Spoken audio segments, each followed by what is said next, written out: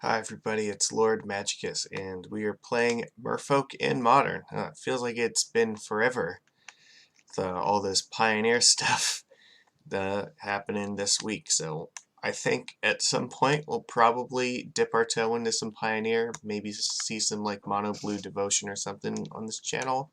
I have not come up with a plan for when or how or what the deal might be with that, but definitely open to that, and so I'm curious to know what you guys want, what you think about it. So yeah, that's gonna make things interesting. I don't know how I'll schedule that, but I would like to at some point put Pioneer here if you guys are into it.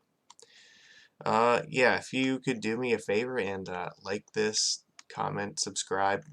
I enjoy hearing from all of you.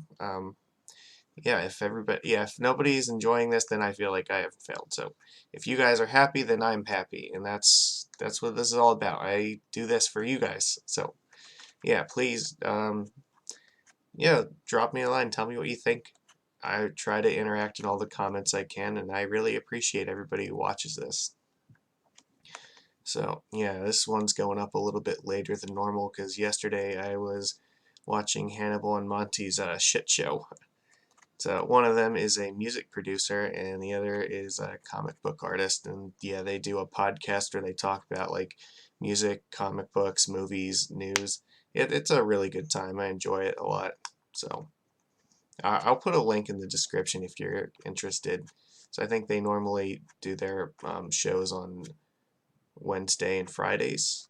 Sometimes though they might have a show on a different day, but yeah, that's fun stuff to watch. But yeah, ended up getting home a little bit late, and just I normally record these leagues on Wednesdays, but depends on how the schedule works out. Sometimes I don't get to do it right away because it takes about I have to block out about 2 to 3 hours to do these, and yeah, it's not always easy to fit this around everything else I want to do in life. So sometimes that's why sometimes instead of like Wednesday for modern, it might come out like a day later. And same thing with like on Sundays, if I'm not always home during the day, so Legacy sometimes comes out on Monday for that reason. But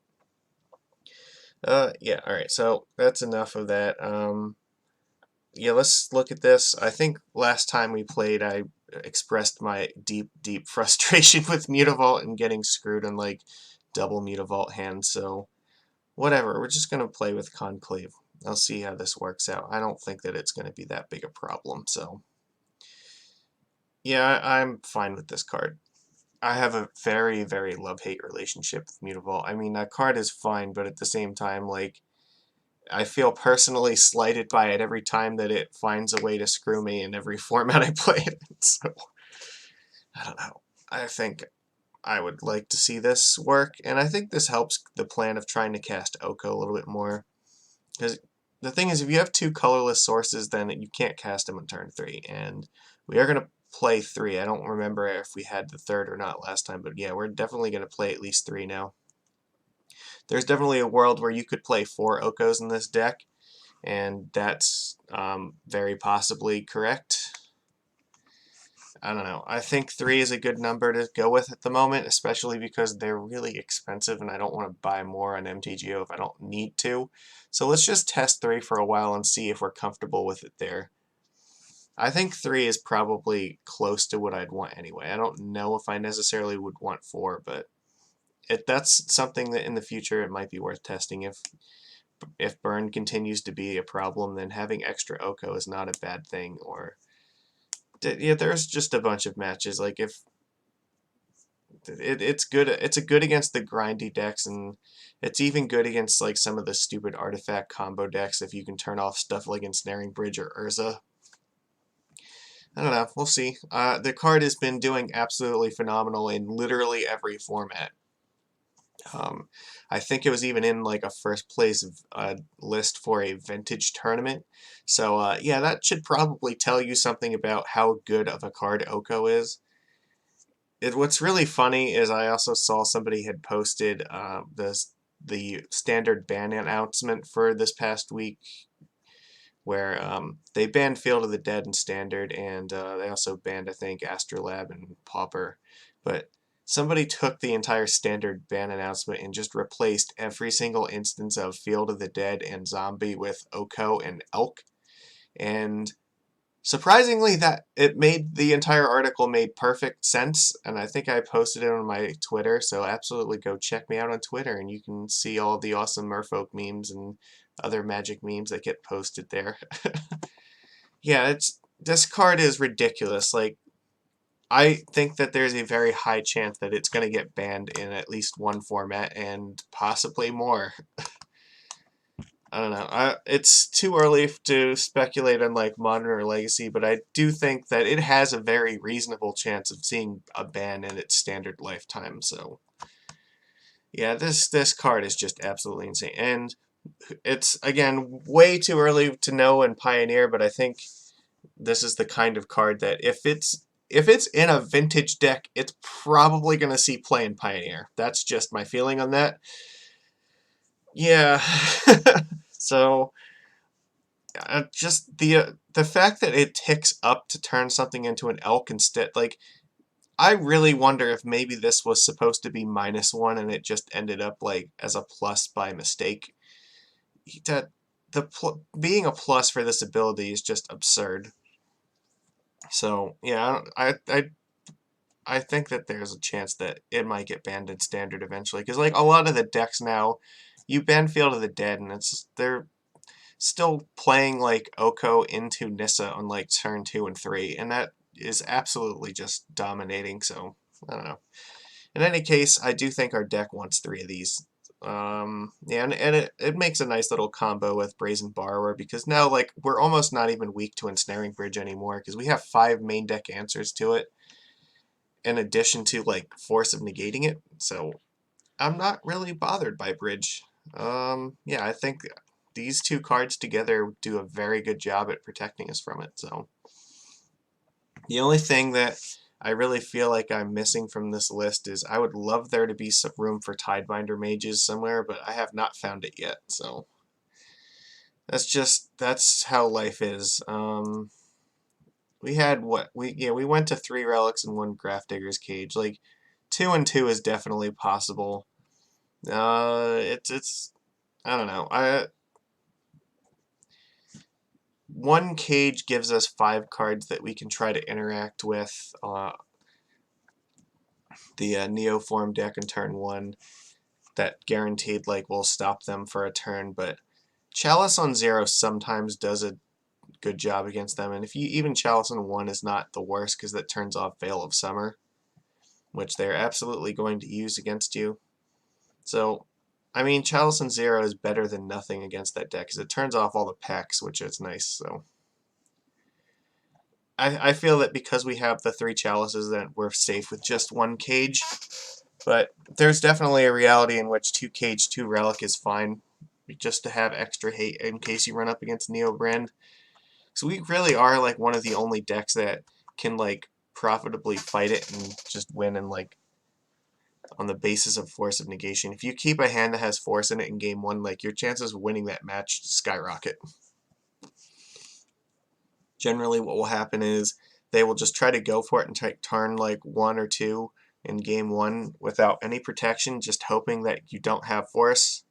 And then games 2 and 3, if you can stick something that just hates on them just a little bit, then yeah, you have a good chance of just trying to outgrind them. So, and once in a while you can just bounce their creature with Brazen Borrower, and that is also a problem for them. So, or they might also try to be sneaky and just stick Allosaurus Rider early, but then Merfolk Trickster can just eat it in combat when they're not expecting it. So yeah, I think we have some pretty good ways of fighting that deck.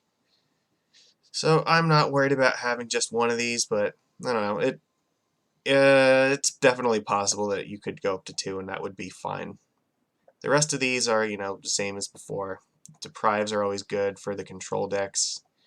And the big mana decks. Big mana, this card's hugely important. Dismember for all like the mid-range and creature combo decks. And Collector Elf, because Mox Opal needs to die in a fire. Yeah, look, I'm just saying, like, how many times has Mox Opal like caused a deck to just like dominate a format? Like, how many times do we need to, like, continue to go down this route? Like, Mox Opal is a huge contributing factor to, like, a number of those decks that have been absurd. Like, for a long time, Affinity was almost considered oppressive just because it was a lot like Dredge, where everybody had to have a bunch of, like, Stony Silences in the sideboard, or otherwise there's just no way that the format was beating it. And then it turns into, like, Hardened Scales, and then that deck was, like, getting stupid, and then eventually Karn the Great Creator comes out and, like, sort of does the same thing that this does, except it's, like, Karn's a more main deckable card for other things, so once that happened, like, Hardened Scales, like, had a very hard time using Opal and dominating still. But you also had decks like KCI, which, you know, that did end up eating a ban, and like Opal was a huge contributing factor in that and managed to dodge the X there too. So I don't know. It's just how many times are we going to have to go through this before we learn our lesson? Moxes are not acceptable cards in like formats that are not vintage. Just and the best part, the Urza decks now are playing like 8 of them. They're playing 4 Mox Ambers and 4 Mox Opals. So, and they're basically all just Mox Sapphire in that deck. It's ridiculous. I don't know. So until Wizards of the Coast finally realizes that, you know, maybe printing Moxes is not a good idea, we're just going to have to continue to stick with our friend Collector Oath in those matches. And Chalice helps a lot there too, especially against the Paradox versions. If you stick Chalice in 0, that slows them down quite a lot. So, oh, I think that's all I really want to say about this. I mean, we should be pretty familiar with this shell at this point. Like, we're not changing very much at this point. I think the deck is pretty close to where it needs to be. I think the real question is going to be how many people are actually playing Modern right now versus playing Pioneer.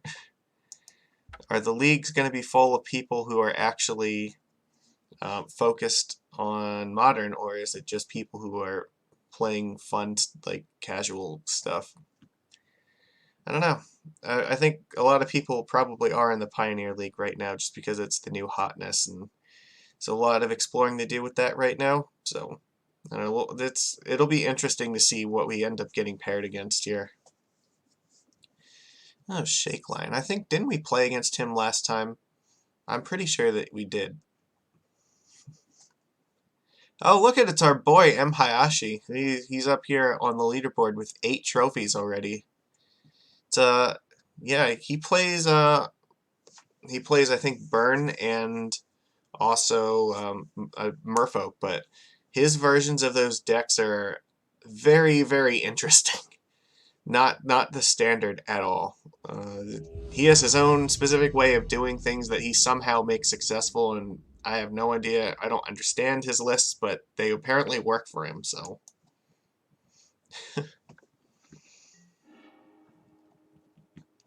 Alright, where do we at here? We are on the play, okay? Psychic, alright. I think because we're on the play, I'll keep this. I really don't like keeping these 1-land hands, but they mulled to 6. Alright. That's a good sign, right?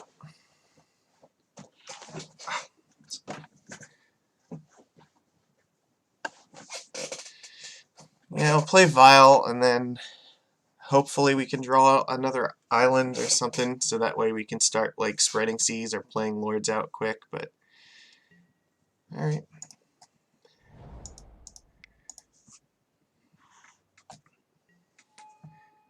Alright, let's do this. Come on. If not, like, we have... Oh, it's Tron. Okay, so yeah, we really want to get the spreading season line. Alright, come on, MTGO. Give us a land. I think here I'm actually going to play Cometa Speakers. If this is Tron, I want to race them. Because if I draw a land, I'm definitely playing Spreading Seas. And...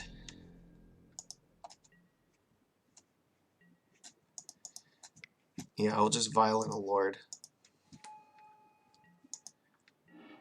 But we really, really, really, really want to draw land. this turn. Alright, well, this is all we can really do. And we just gotta kind of hope that they don't have something too devastating. Alright, it just lagged for a second. I'm like, you can't be conceding to this, right? You're gonna dismember. Alright, that's actually fine, because they're going to 12, so I guess we'll play this Aether Vial, like, in case we draw, like, another Commander Speaker. And I don't know, we could play off this, but there might be a reason to try to get this ticked up.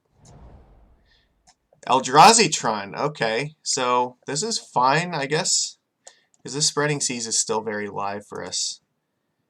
Hangerback Walker. Alright, I'm not scared of this card at all. Alright, well now I feel much better about our chances here. Like, we're not racing, like, Karn or Ulamog's. Okay, so we want to tick this one up. And this stays here. Ah, beautiful. Alright.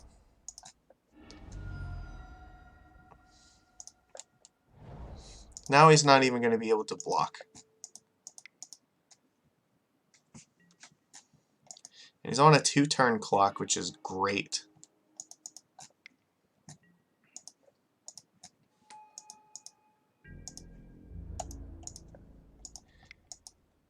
Okay, well, Hangerback is an interesting card to be in this deck.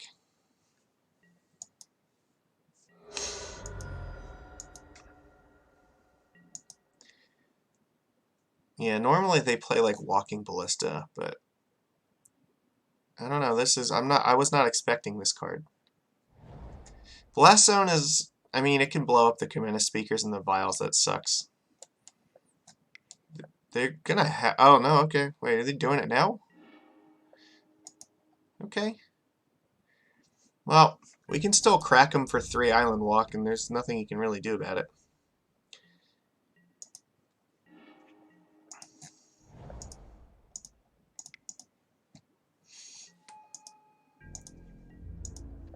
So Dismember is offline. So they have to be able to deal with our board somehow right now, or they just lose. I don't know what they can really do here. Like, you have to get rid of this or one of these, and if you can't, you lose. So, yeah, alright, well, we just beat Eldrazi Tron without even really trying. So, Eldrazi Tron. This is a deck where I think Collector Oath is going to be good. Force of Negation is fine. Spreading Seas is also fine. But if we're bringing in Oaths, then we take out some number of Vials. We want Dismember, I think. Oko is actually okay. Borrower is also okay, but not, like, amazing. At the same time, it is an Ensnaring Bridge answer, so what do we do with this? I forget. It's been so long since I played against this, like, how do I side out here? I only have like a minute. Let me see, can I find Nikachu's sideboarding guide?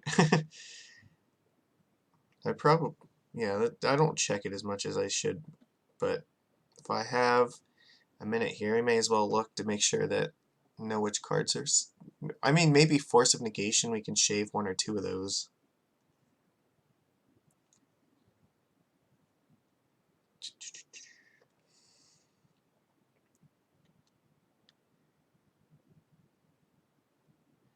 Okay, 1 minute and 30 seconds left.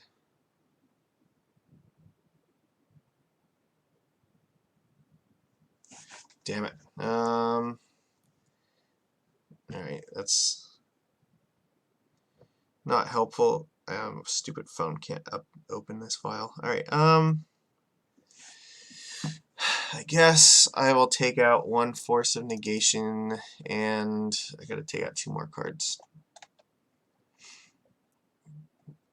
Trickster is okay.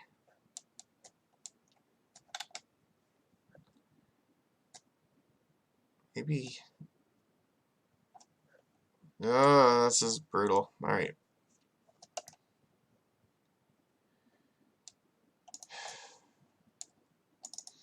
Take out 2 Silver Gills. They're kind of weak against Ballista. Alright. I don't know if that was right, but that's what I ended up settling on. I think we're going to keep this. This is not... It's not perfect because, you know, we can't cast this, but we have 3 Lords and a Trickster, and the Conclave can just come down on turn 1 and not be a problem for us at all, so... Generally, a good plan in this matchup is just jam Lords until you win. And this hand is going to be able to do that. However, it looks like they might have mulliganed into like a turn 2 Thought Nuts here. Alright, well that's great, because now we have 4 Lords. Even if they take Thought Knot here, that is not a problem for us at all. Or, I'm sorry, if they Thought Knot and take a Lord. Radiant Fountain. So this list is playing some spice in it. Mind Stone. Okay, that's fine. Yep. But we have to start getting these Lords down quickly so that way can play around. Well, yeah, because if they get like Karn out, then we're in a lot of trouble. Because they're going to Karn and getting Snaring Bridge, and then there's not much we can do about that. Not yet. The other Conclave is going to slot in nicely here in turn 3 as basically another 1-drop, so... Alright, so this looks like... what do we got? Thought Knot time? I mean, good luck with this. Yeah. You can take a Lord, but they're just coming out forever. We can play 1 next turn and then, like, you know, another 1 and Trickster the turn afterwards, and that's going to be fantastic. But we do want to start jamming Lords quickly so before the Ballista comes down.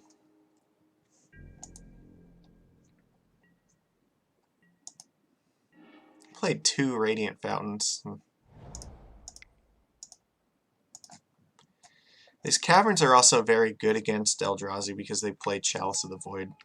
So if their plan is to try to Chalice on 2, then this just gets through that. But right now we can then play this, tap down the Thought Knot, and attack for 8. Looks like a pretty solid plan. If I draw Spreading Seas, then Seas plus Master is also a very good line. Okay. So what are you getting here? Eldrazi Temple, alright. You know, Allus Dust is something I also haven't considered here, but... I guess if they have a second Thought Knot, that could be an issue. I don't know. Looks like... Matter Reshaper is an actual do-nothing right now. Yeah, their attacks are not, like, very good.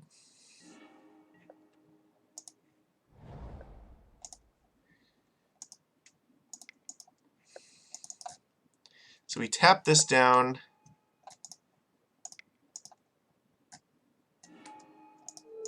We'll attack.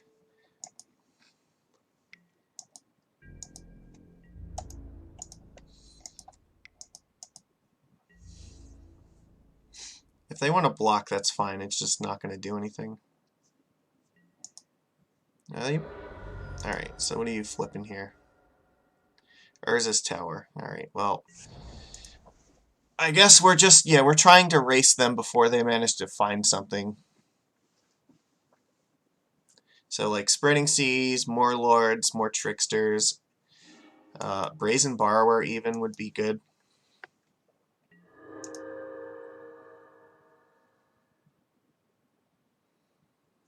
We're just hoping they don't have, like, Allus Dust. That does not look good. Yeah, they have. I think we lose if they're casting what I think they're casting. Yeah, that's fine. Our game is just like out the window. Fuck it.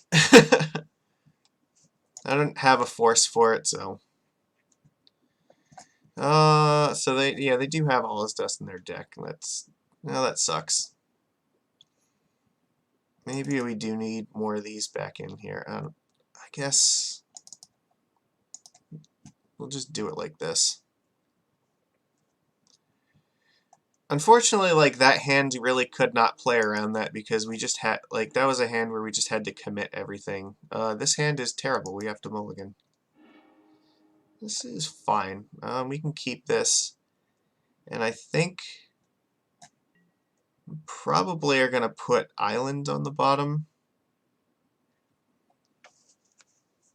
Well, I mean, we could put Waterlogged Grove on the bottom. My only concern is that if we draw Oko, then it's going to be very... So, well, you know what? So here's the thing. Like, we need a blue and a green for that. I guess Oko is not going to be a good draw with this hand. I mean, we're definitely keeping it. It's just a matter of what we're doing with this. Maybe Grove has to go on the bottom. You can play Cavern, Speaker, and then turn 2 attack for 3. I don't want to take damage off of this. I'm going to put this in the bottom.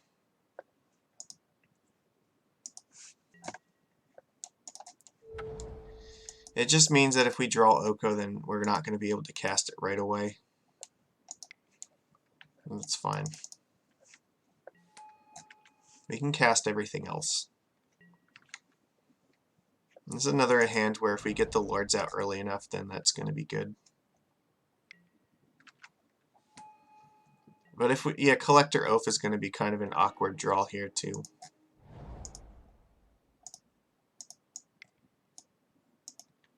Feels like this is lagging just a little bit. They didn't mulligan at all, so. However, they can't play Thought Not Seer this turn.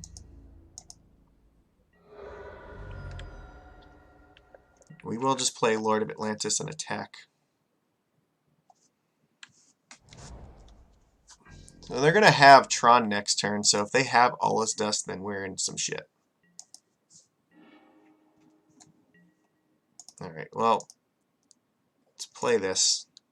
We have to play under the assumption that they don't have it, because if they do, like, we're not really in a position to beat it if we don't do this, so.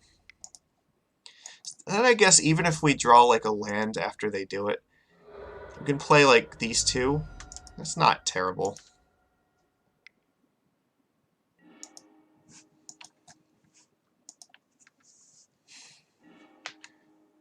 Karn and Ensnaring Bridge is actually not enough for him to survive. We have lethal on the board right now, so he has to do something.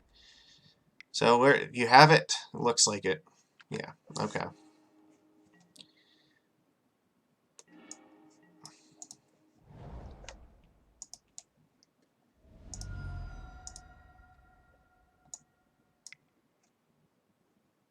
Actually, we'll do it like this, and then we'll play Trickster, and then Lord the turn after. It will suck if they followed up with Thought Not Seer, but like we're at the point where I don't think we can. Yeah, there's not much we can do here. Like this card is just fucking great against us, and we did not have a counter for it either time that they cast it. If this is Reality Smasher, that's fine.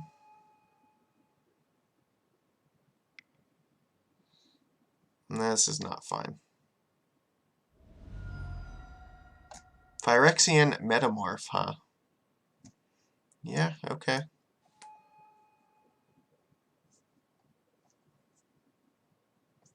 That's an interesting choice. I'll see if they're willing to attack.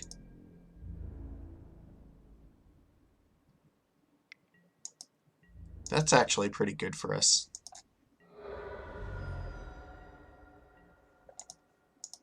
So we have a very strong attack right now.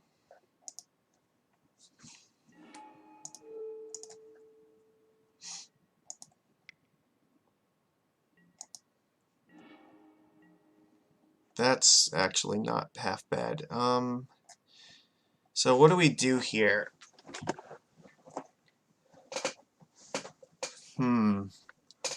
Could put him to 2, and that means he can put us to 3. That's not really good. I could also just bounce one of these back to his hand, but then I'd have to discard. So I think that our plan here, We need to just make him be afraid to attack. And hopefully we can just force through 2 damage next turn.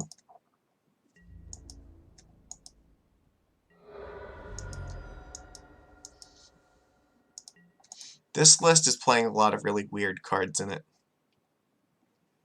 Alright, well, I think this is the best we could have done here. Look, they have like bajillions of mana, so if they have like Walking Ballista, I think we're dead.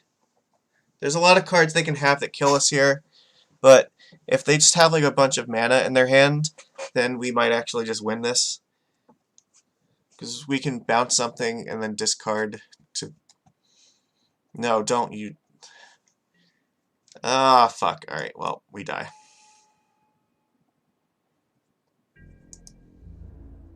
Could not play around 3 Reality Smashers. Alright, well, that is not a good way to start off this league. This deck was playing some incredibly weird cards in it, and, like, yeah, things just did not work out for us the way we needed them to. So, yeah, that, I don't know, like, that,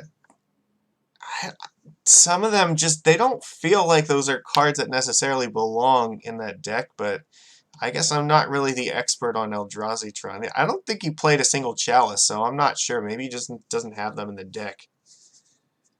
And we didn't see Karn at all. It's just, it's all like stuff like Ola's Dust, which honestly most of the time they don't even cast it during the entire match. But he cast 2 of them against us, so whatever. I guess we lose.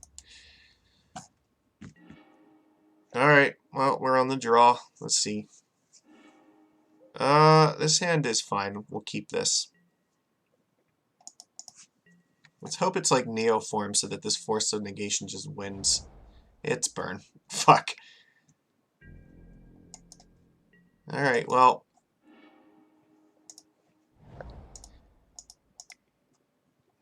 I feel like it's burn. Maybe it's not, but if it is, they don't have any 1-drops, so that's interesting. Sacred Foundry tapped is not something you see very often. No, okay, so what is this like a red-white prison deck, maybe? It does feel like we're kind of in the Janktown League, though. I guess maybe, I don't know, I don't know what's going on here, but what the fuck is this nonsense? Yeah, okay, we are in Janktown. This is not like a real Modern card. There's no way. I'm sorry, I don't believe for a second that's a real Modern card. This is a standard card right now. Maybe this is a night deck. Alright, so how do we want to do this? I guess we should play Silvergill Adept. No, we don't have to play Silvergill right now.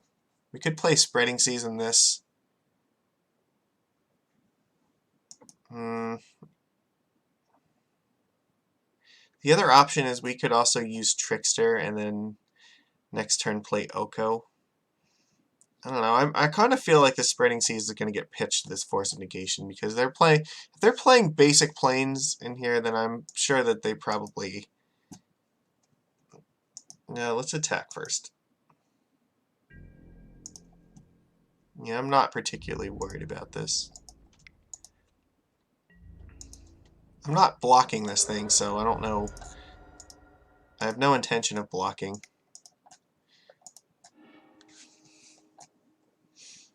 My intention is that I'm going to play Oko next turn and then just continue attacking. Hell, I might even turn Silvergill into a 3/3.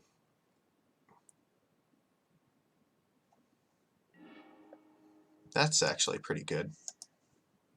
Or maybe there's a non-zero chance we might do this instead. Depends on what they show us this turn. Yeah, see, look, Spreading Seas is not helpful at all against this. They can cast whatever they want. Stoneforge Mystic. Yeah, okay, so the Oko is going to be pretty good against that, and so is this Brazen Borrower and this Trickster. So, Sunforger. Okay. Yeah, I see what you're going for here, but I don't think that it's going to work the way you want it to. So we can just wait till you equip it, and that's not going to help you. That's good. That makes our attacks much better.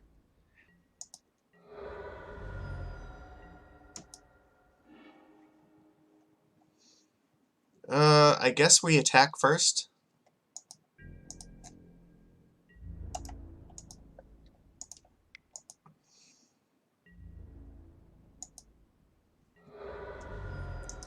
Because right here, Sunforger costs 3 to equip, so even if they Stoneforge it in, it's not going to help their cause. Let's see. I guess, yeah, Oko is still what we want to be doing right now.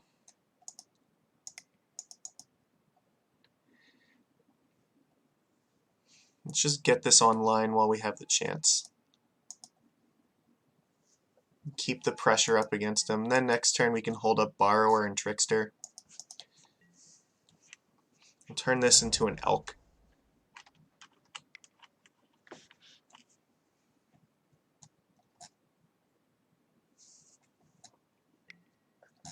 Alright, what's your plan? Sunforger, why would you do this right now? Oh shit, that's right. Fuck. I did not even consider that. Okay, yeah, I guess this is happening. I can't read the card, so you can put Oko to 1.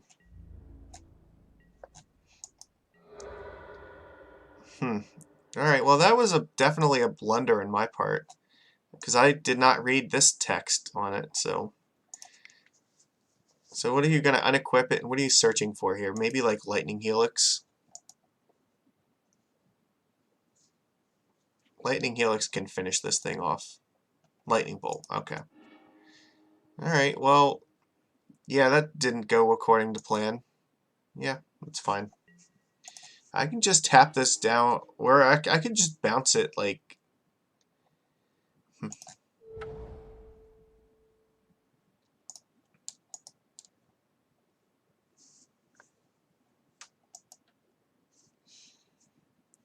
Yeah, see, I think that I probably want to...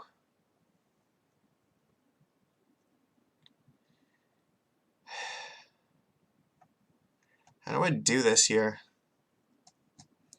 Can I keep him from activating this Sunforger? I'm not actually sure that I can. So what's the plan? If I bounce this guy, he can just replay it and re-equip Sunforger for free and then activate it again, and I can't stop that. If I do, like, Trickster is not going to stop him from casting another thing. I don't really have a good way of dealing with this. All I can do is just keep it from attacking, basically. I could bounce Sunforger back to his hand. I guess that's an option. If I bounce Sunforger back to his hand, and I can Trickster this down in response to in response to it being equipped. Well, no, I'd want to do it in response to this so that he can't equip it. Okay, so I think that's the plan here. That buys me at least another turn.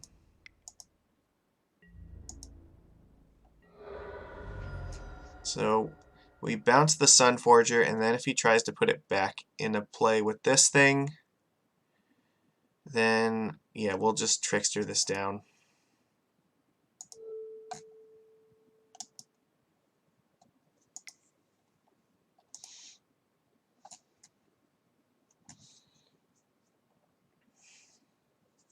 Then he won't be able to equip it for free.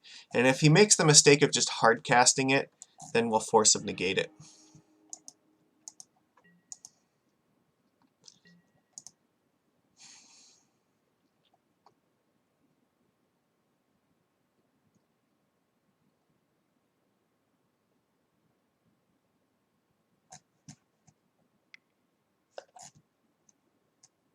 Please just hard cast it, and please get greedy and hard cast it and don't use Stoneforge. Alright.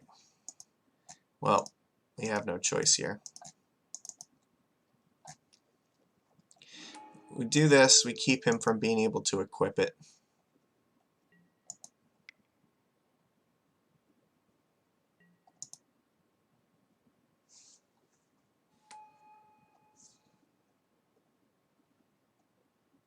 We're definitely bringing in Dismember and definitely bringing in Collector Oath, I think.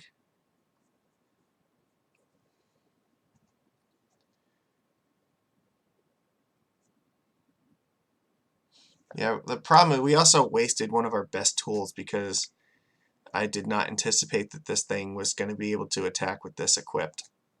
That's my bad. Oko could have just, like, elked this thing.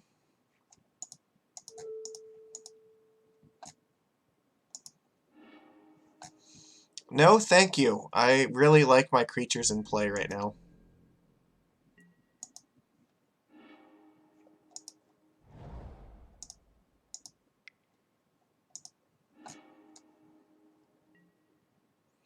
That's fine.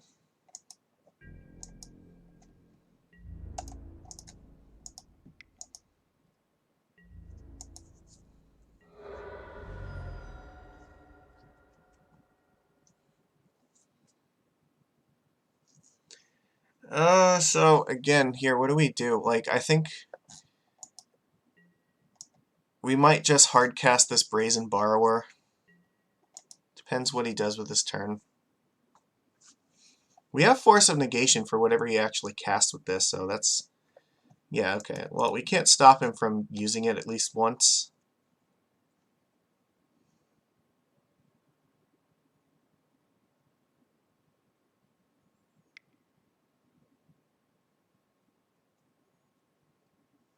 So the question is... Okay, you're going to cast another Stoneforge, that's fine.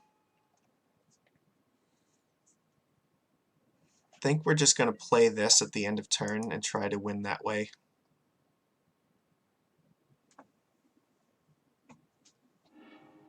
Batterskull. Batterskull is not going to really do it, though. Okay.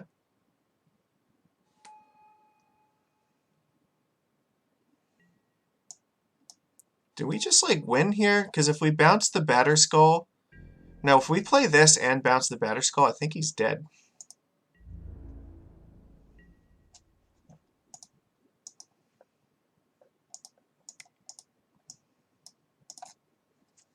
Alright, well, I think this works.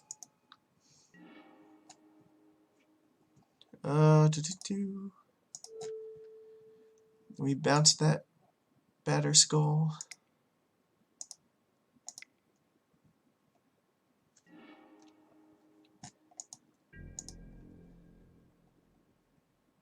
Okay, well, yeah, despite my attempt to try to lose that game, we did manage to win, so...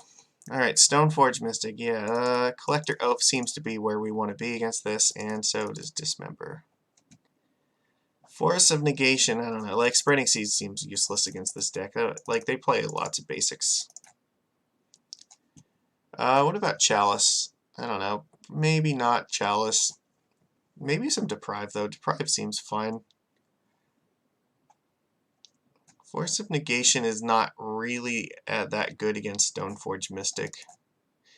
But it might be important to counter whatever spells they're looking for. I don't know, Deprive is also possible that this card might be better.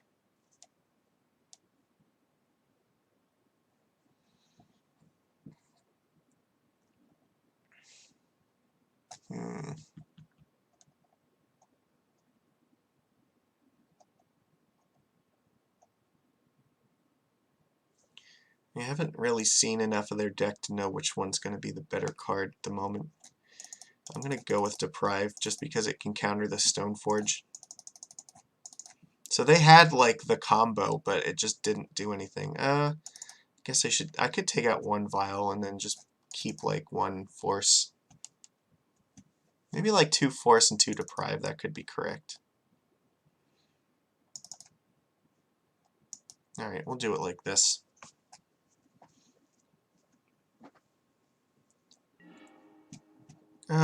This hand is fine. We'll keep it.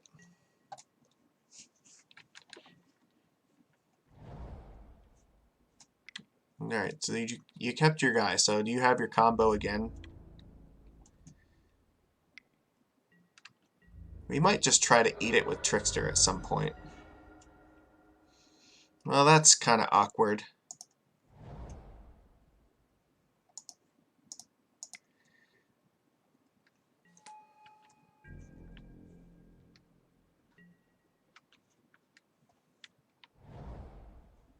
So no Stoneforge just yet. Interesting. Okay. You just kept all of these. All right. I don't know if I want to jam Oath just yet. I think I need to just try to kill some of these in combat with our creatures first. That's going to be very hard, though. He has triple of these, and the... Yeah, we might also be elking this Aether Vial.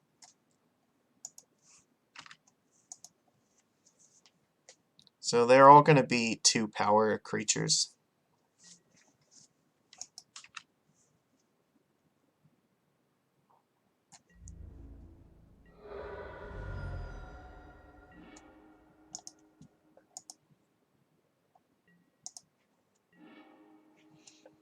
Okay, well, I guess let's just put Lords in the field first.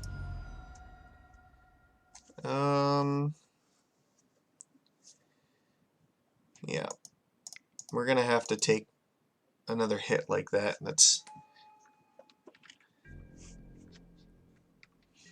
This is not good. Like, the fact that they played 3 of these in the first, like, 2 turns was bad for us.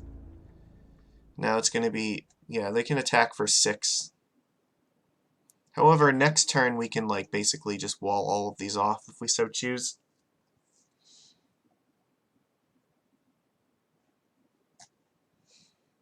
They really have to go 2, 2, and 2, I think. Yeah, they can't get fancy like last time. Okay, well, I don't understand why you're letting me kill this thing.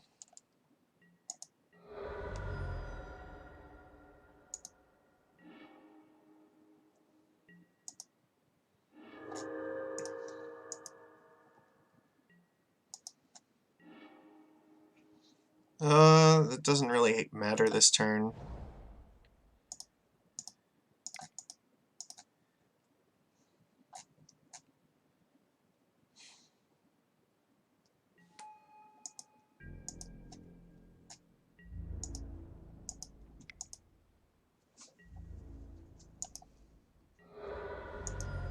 Have to attack in order to win, so we're definitely going to let them attack first, I think, and then Trickster and try to block.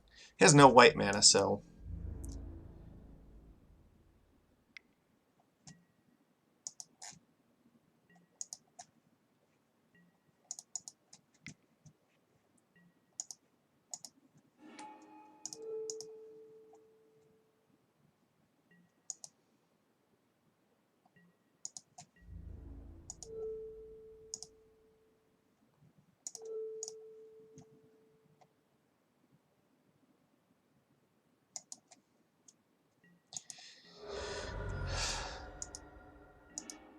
Alright, well, I feel like his chances of winning are declining rapidly.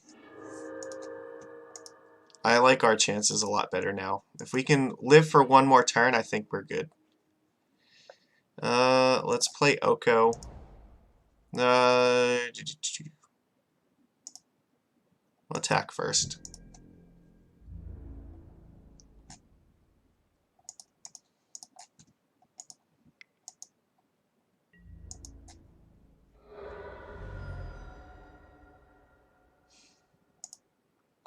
Does Oko actually help us win here? I guess if they draw double bolts, then we die anyway, so...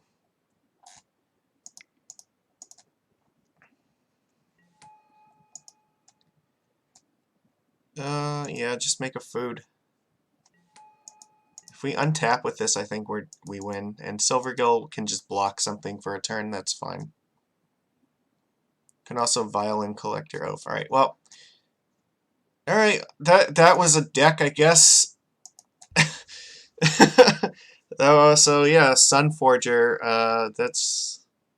I don't know, I guess it's a thing. It sort of did a thing, but it just wasn't really enough. And I mean, And they had like their guy in turn 1 both times, and just I don't know. It's just it seems like a kind of pony deck. I don't mean to be mean, but I don't think that like Sunforger is going to be a thing in Modern. I think it's a fun deck that you bring to like F&M, and it can occasionally win, but I don't think it's taking down a tournament anytime soon. I think we have plenty of good cards against it anyway. Alright, well, we're back, you know, on the right track. Come on, opponent, join. Please. Oh, damn it. Alright, well. I don't know what happened there, but, what's this? Oh, I like this username. Emotions are not positive EV. You know what? I agree with that. If your reward for playing the league is that you feel better about yourself, but you've lost money, then that's not really EV, is it? I don't know. I guess it's really hard to decide sometimes whether you should be playing Magic for fun or to play Magic to win. I'm lucky for me, it's both. Alright, Rorschach 1940, huh? Alright, well, we're on the draw. This hand is fine. We keep this. We'll just place Breeding Pool in turn 1. Flagstone. Oh my god, this is another stupid pony deck, isn't it?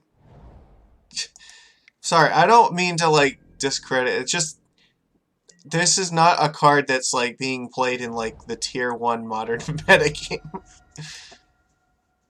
Maybe it's, like, just different now because of... Yeah, like, Stoneforge Mystic is gonna be a thing. Like, I don't know what... Turn 2 Stoneforge, sure. That's... They have a Batterskull on the way. So what are we doing here? You play Batterskull, do I really care? Can I just, like, play enough Lords that I don't give a shit? Maybe that's the good plan.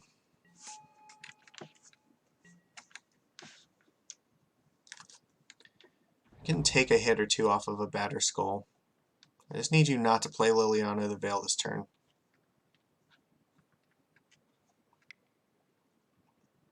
This does not feel... Fatal Push. Okay, well, Batterskull is still going to happen then.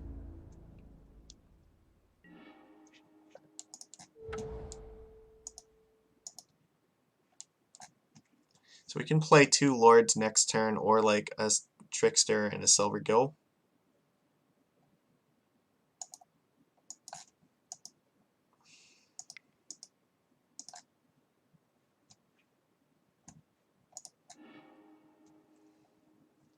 Do it like this. If I draw Commander Speaker, I can play it. That's fine too, I guess. We'll get hit by the Batterskull at least once, maybe twice. Yep.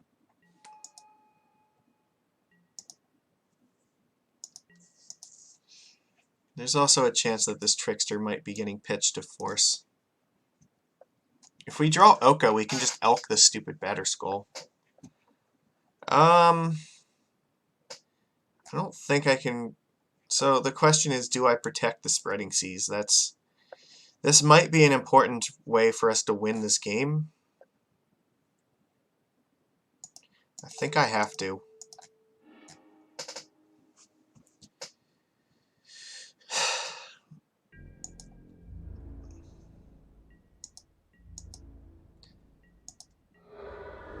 I don't like this because it also looks like Stoneforge might be vialing in another thing.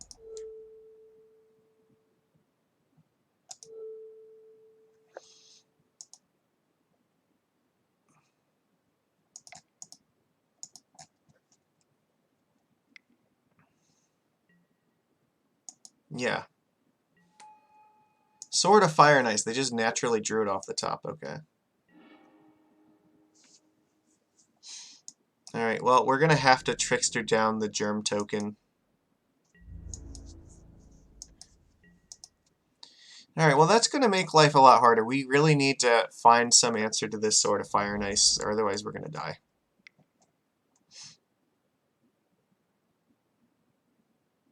Please equip it to the Batterskull. That would be, like,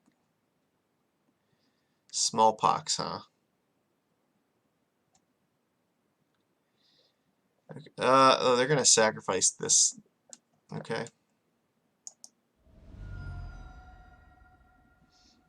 I guess I'm not really a fan of this, but the thing is, because they're gonna sacrifice this, I think that we need to keep the Spreading Seas.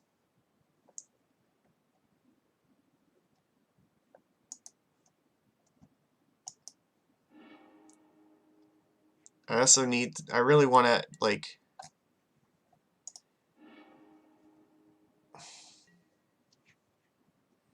what do I sacrifice here? I guess the Botanical Sanctum.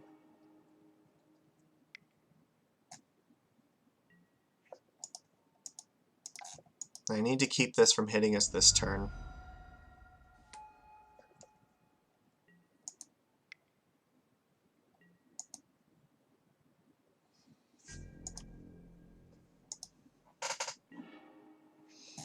That was not really helpful there. Yeah, this is getting out of hand. Oh, fuck. I guess we may as well attack because we're not blocking it, so... Alright, well, in any format, turn 2 Stoneforge into Batterskull plus Sword of Fire and Ice is always going to be good against our deck with it when we don't have, like, True Name Nemesis, so... I don't know that the rest of these cards are really contributing that much to this victory. I think that it's literally just all Stoneforge Mystics doing. No. I will actually die next turn. Oops. I think that we're dead anyway, but we'll just give it our best shot here.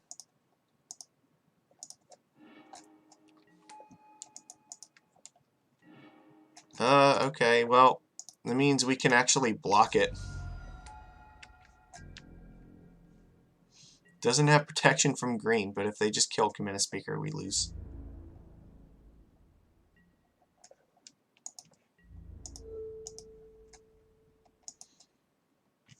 So we're not technically dead yet.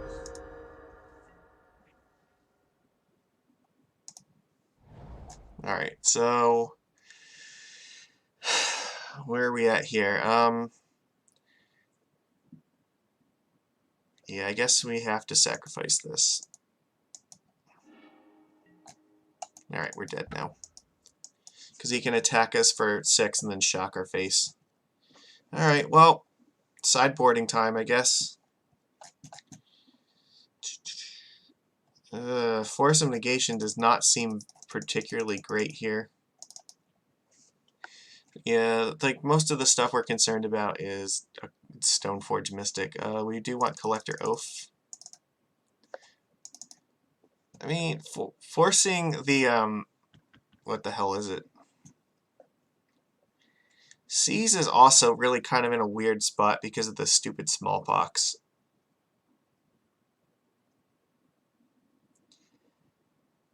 I think we have to keep Season, but I'm not very happy to keep this card. Same thing with Borrower. Dismember is, I don't know. Relic is also kind of maybe. We can't bring in Relic if we're bringing in Collector Oath. So what do we want? Do we want Deprive or Dismember?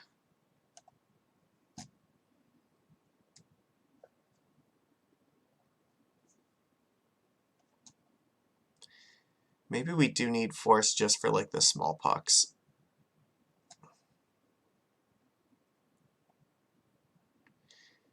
I don't know. We don't really have a good answer to Stoneforge Mystic if he has it, though. That's the only thing that sucks.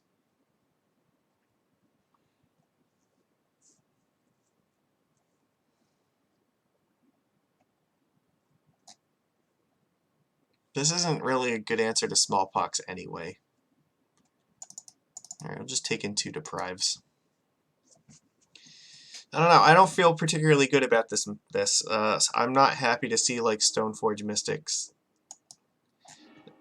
well, like, not Stoneforge Mystic when it's backed up with, like, Fatal Pushes and Inquisitions. This hand is perfectly fine against this deck. I think this is about as much as we could reasonably ask for.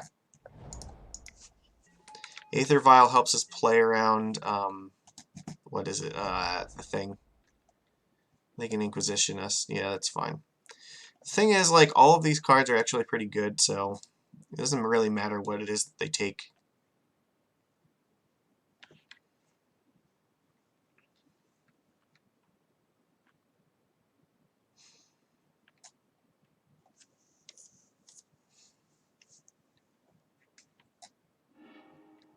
Take the Mistbinder, that's interesting.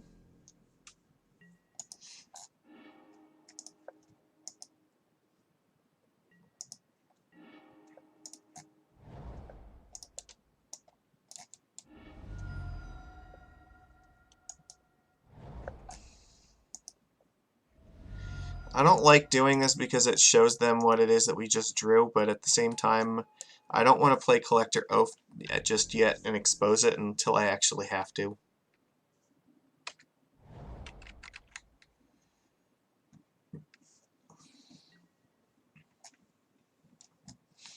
Yeah, okay.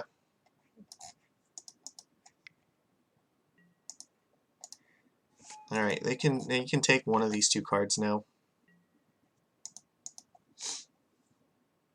Probably this one? Yeah. I guess this, if this was a reason, maybe Dismember was better.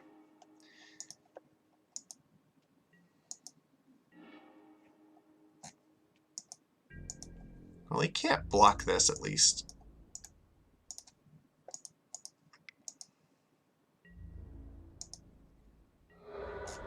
Alright, play this. He has perfect information again, but he might be just vialing in this Oath at some point here.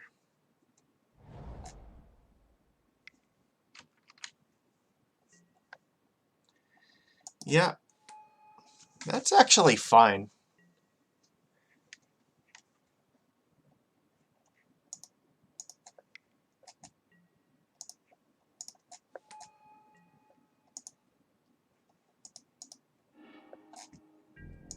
Because I can kill this Liliana.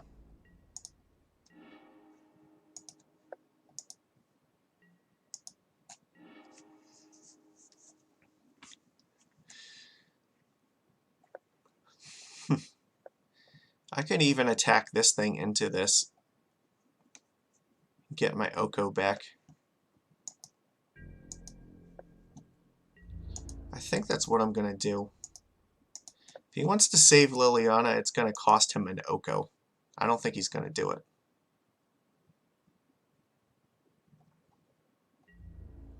And it also then unlocks Aether Vial, so then I can play Oko and Trickster at the same time.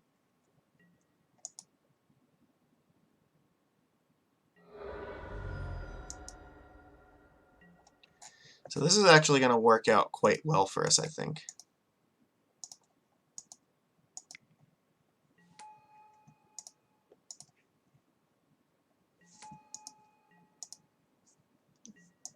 If he tries to take up to make us discard a card, we can just Violent Trickster.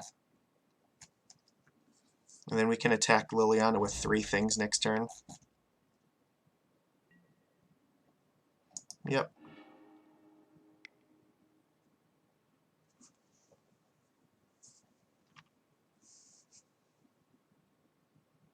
Yeah, take up Liliana first. Make me discard my card. You don't want to be playing stuff until that happens. Okay.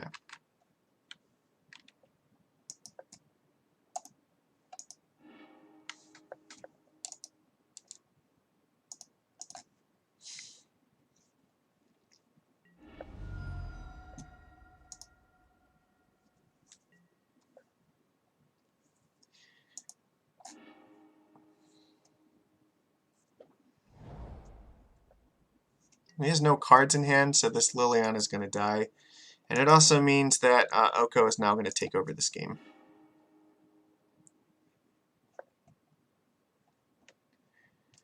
Um,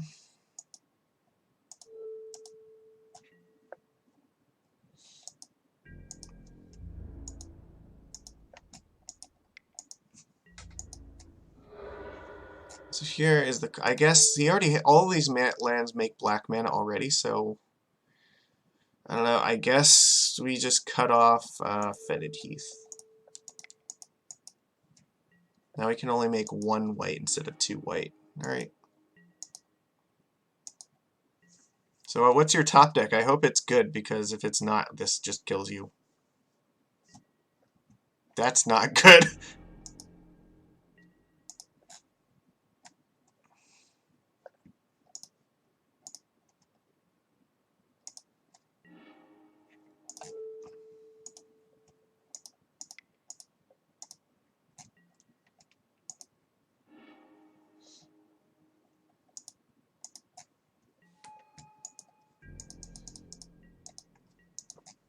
So Stoneforge Mystic is offline. Alright. So what do you got? Yeah, Lord Magic is one. Alright, sick. Oko just stole that game. Okay, so let's see. If he has like Liliana, maybe the Force of Negation. Like, I don't really like this card that much, but yeah, I don't know. It's maybe Deprive is not going to be correct for this. Dismember seems like it's probably going to be more relevant because of Tidehull Sculler. Tidehull is really kind of a weird card to be playing with Smallpox, though. Those two cards do not feel to me like they belong in the same deck together, because you don't want to, like... You can't instant speed do it, so if you take your opponent's card and you have to sack the Tidehull Sculler, you're just giving it right back to them. I think all the rest of these cards are fine, though. The Oath was a little bit awkward with this Vial, but you know what? Maybe I don't want this Oath after all. Like, I don't know, like, we kind of need Vial to play around Smallpox, but we also kind of need this to play around the Swords. I guess I'm just going to do it like this.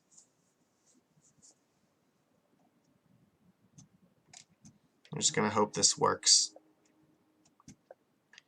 This hand is fine. I would say actually it's good. It's more than fine, it's good.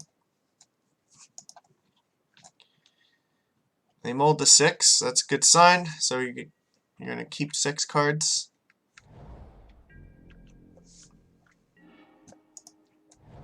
Alright, pay 2 life.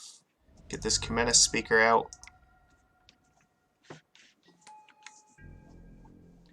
I mean, if they Smallpox us, like, that kind of sucks, but it's not the end of the world.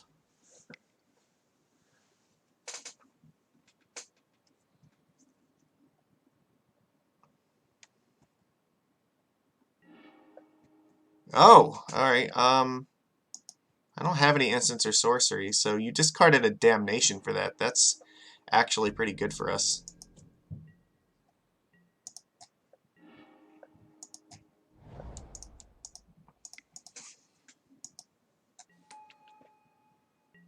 Alright, so Liliana might come out this turn. I think if it does, we're just going to play Oko and just, like, try to beat it that way. Plague Engineer. Alright, yeah, that's another good reason to have Dismember in. I wonder... Oh, you know what? That's a really interesting elk you have there.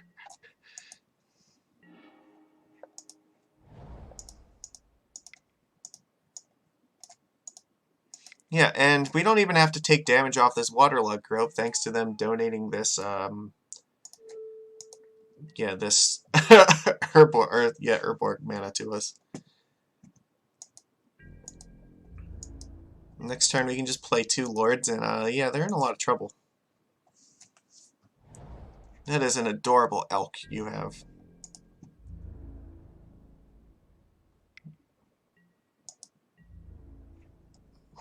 Yeah, go for it. That's fine. Does not do anything. Please play another one. I will... Okay, I'm gonna elk this one too. Clearly you did not get the message the first time. Plague Engineer is an elk, damn it.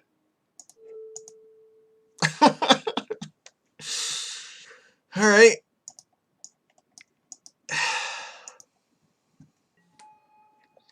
Let's see. If I play Waterlogged Grove now, I can play this Lord into 4/4. I only have one card left. Like, what are the odds it's exactly Fatal Push? I don't think very high.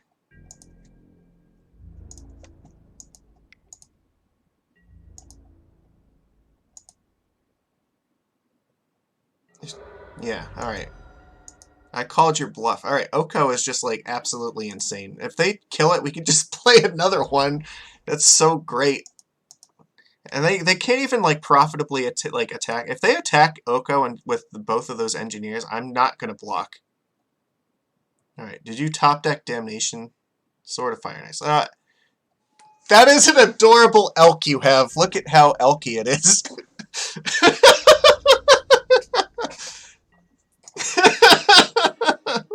Oh my gosh.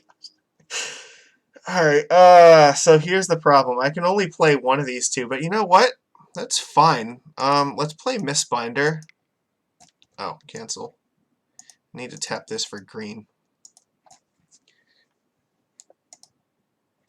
Because I'm going to elk this afterwards.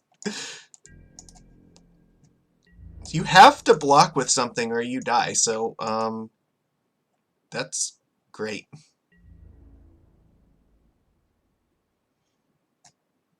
Okay. I almost don't even want to elk this thing. Yeah, they don't have a creature in play, so it's not like they are going to hasty attack us, so let's just make food. Alright. Good luck, opponent. And if they do play a creature, I'll just elk it next turn. Yeah, that's fine. You found Damnation. Cool. So what we're going to do here is we will sacrifice Waterlogged Grove. Oh, that's a great draw. Let's... Oko just, like, single-handedly is destroying this deck. It's hilarious.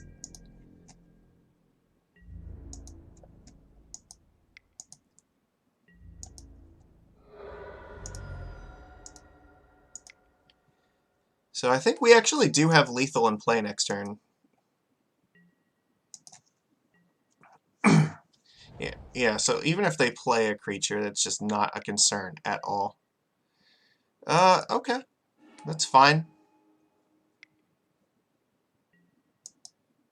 Sure.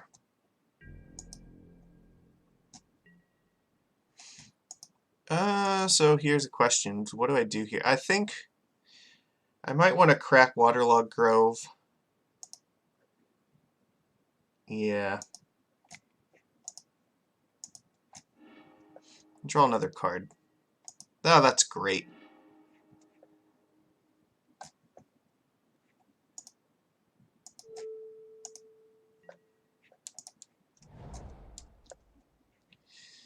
So what we'll do is we will... I can attack with this food, that's fine.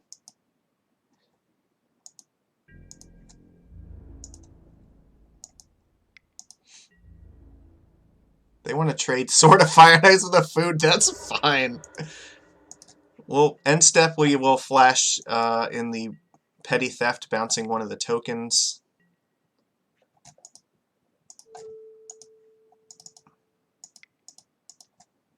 Alright, and then we will bring in Brazen Borrower. They can take our second Oko.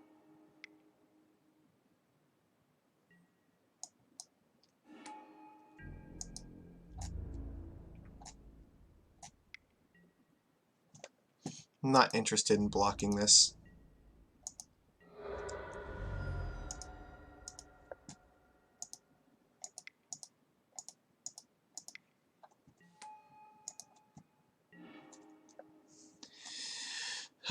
So how do we want to do this? I could just elk one of the spirit tokens. They don't have flying. Or I could just, I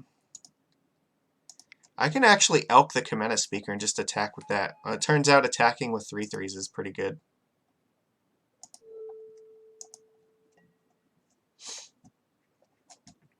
Like, what happens, like, if they trade 2 spirits with these things, do I really care that much? Not really. The worst thing they could do is draw like another Damnation, and I'm really not concerned about that at all, because we are winning this race and they are not.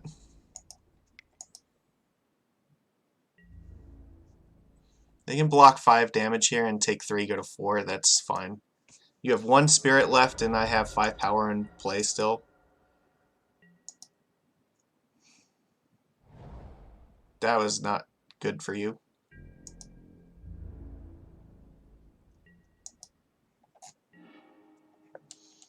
Alright, so I guess we play Lord. Yeah, we just like win here. Alright, well, Oko just absolutely nut crushed this deck. It turns out when they don't cast Stoneforge Mystic, like their deck is not very good. It just dirtles around and does not really do anything.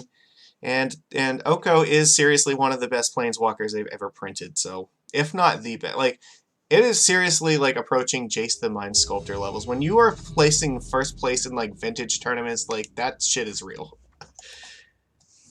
They're not like many planeswalkers vintage worthy. Alright, we're playing against Mole Drifter. Okay, and we're on the draw again, so hopefully we'll see like this will be another match where like Oko just like wins us the game single-handedly. Well, it's not going to be with this. They kept 7 cards. We cannot keep this. This is also really bad, but at least we have a bunch of things to cast with it. I guess I'm going to keep... fuck it. I don't know what match we're up against, but... I think either forces... Well, I don't know. Like, what if it's Tron? If it's Tron, like, then we probably want to, like, have Spreading Season force. I'll put 1 speaker in the bottom. We'll just hope that we draw a land. Yeah, alright, so this I think that's fine.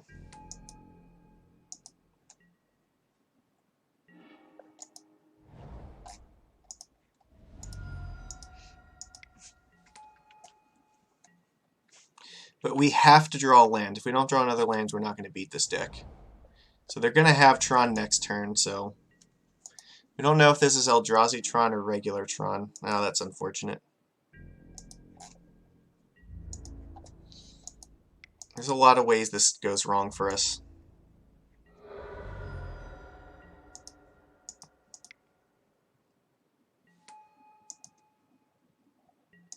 There's a very reasonable chance this Trickster's getting pitched to this force. I guess we have to hope that they cast something, just like 1 card next turn that we can force, and then maybe draw a land for Spreading Seas. If it's like Worm Coil Engine, that's not very good for us. Okay, so this is Eldrazi Tron there. You know what? Then I'm not that concerned. Like, it's sort of okay. Yeah, that's fine. I think even if we draw like a land, we can still race this. Because Trickster will help a lot against this card.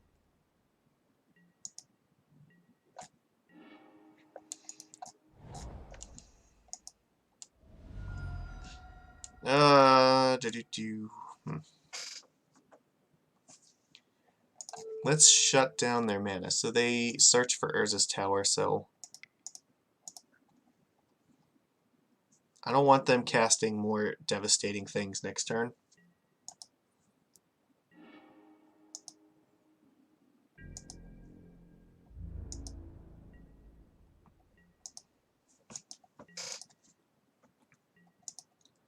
This is not a good spot to be in, because they can hard cast most of their Eldrazi's anyway. I guess the best thing that could happen is if they cast like Karn the Great Creator this turn.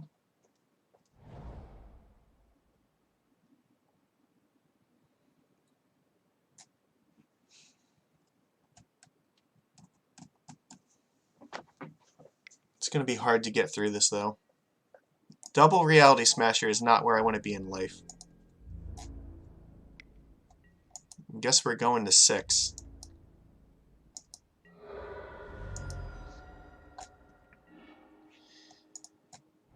So, The problem is right now, Oko does not actually help us very much. We have to use Trickster, and we're going to go to 1.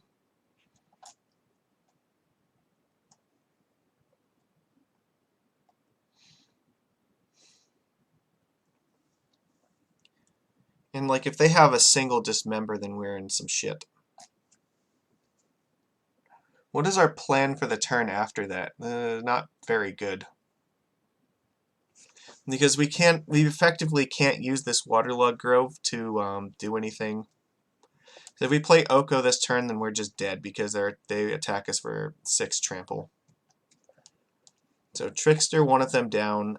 I could try to keep 3 up to double block, but that doesn't seem very good either. Because again, like, if they just dismember a creature, then we're still going to 1 anyway. And if they don't, then I still don't know what our plan is going to be. Maybe Brazen Borrower is going to bounce 1.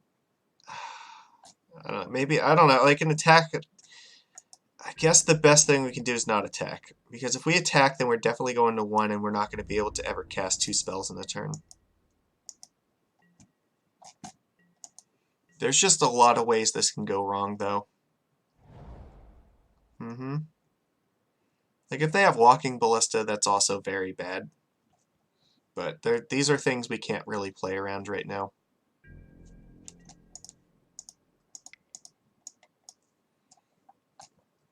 So it's not really an ideal hand for this. They could still trade Smasher with 2 of these things.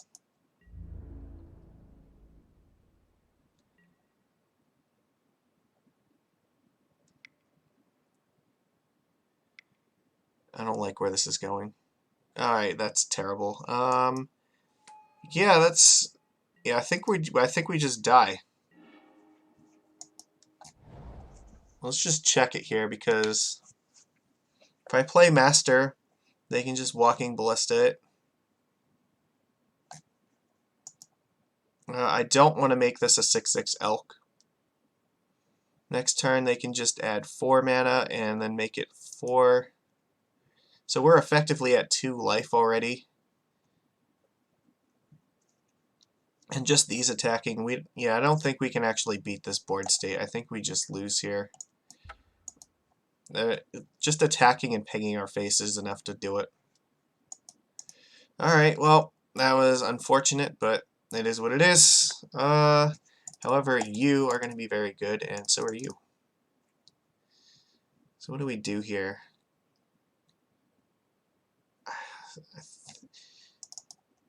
Yeah, I think we trimmed Vials here, and I want to say, like, maybe what? We trimmed a Force and, like, Silver Gills.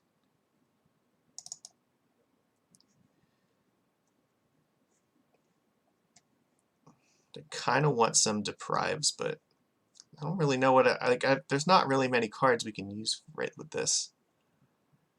I don't know. This might just have to be okay. We'll live with this.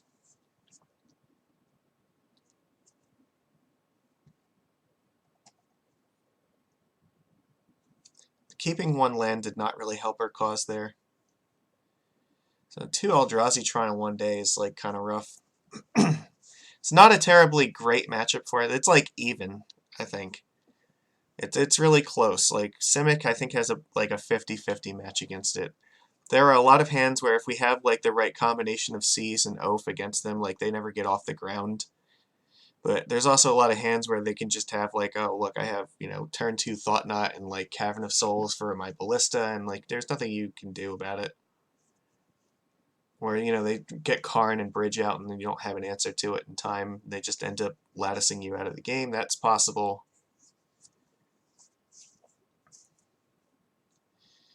I'm going to have to check to see how, like, everybody else is sideboarding for this, because I don't really know, like, I don't have a good plan for it right now. I do kind of like the forces against this deck. It's just, I also kind of like the rest of these cards, too. So I'm not 100% on whether this is correct or not. I don't know, I guess try it and see if it works. This hand is fine, we'll keep it. We're going to have to go Speaker into Silvergill, probably. And then followed up with Spreading Seas the turn afterwards.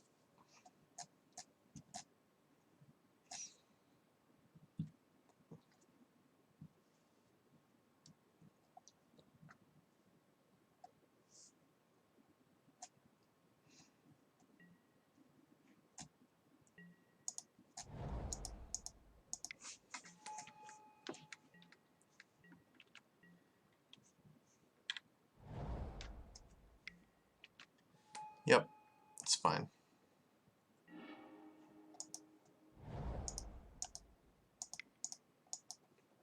You do have to cast this pre-combat to make this a 2/2. Well, we drew 2 lands, so that's not a good start. Drawing Collector Oath that turn would have been fantastic, because then we could have shut this off. Yeah, that's rough.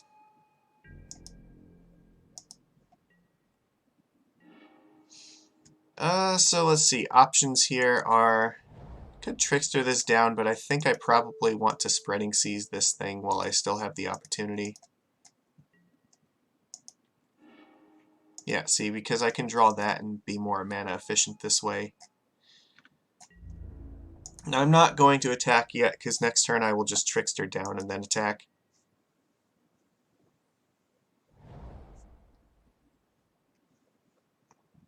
Like, they have kind of a clunky hand, this looks like. Oko. Oh, that's good. I do, however, still think that this is the best plan for right now.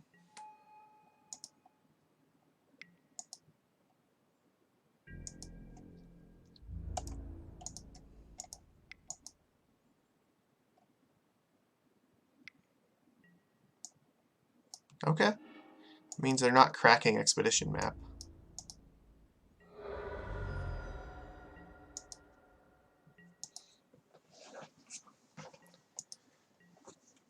But they might cast Thought-Knot here and take Oko, but... if that's the case, so be it. Hopefully it's Reality Smasher, but it looks like Thought-Knot. Alright. Sure. If you want to take Trickster, I'm cool with that, but I think you are 100% taking this card.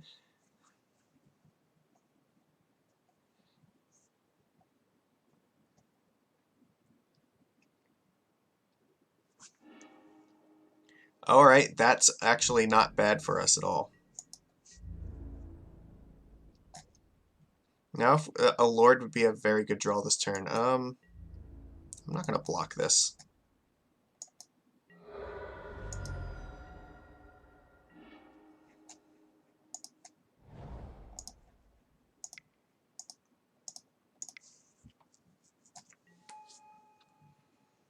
Guess here we will make a food token.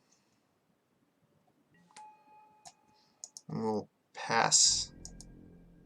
Probably crack Waterlog Grove at the end of turn.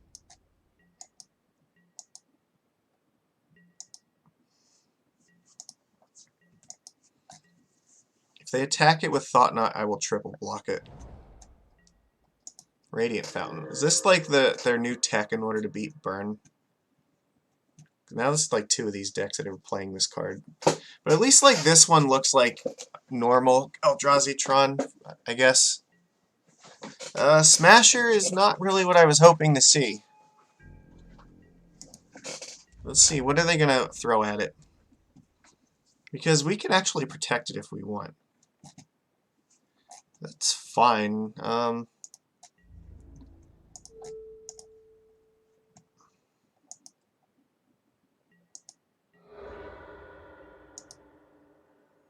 Wastes, okay.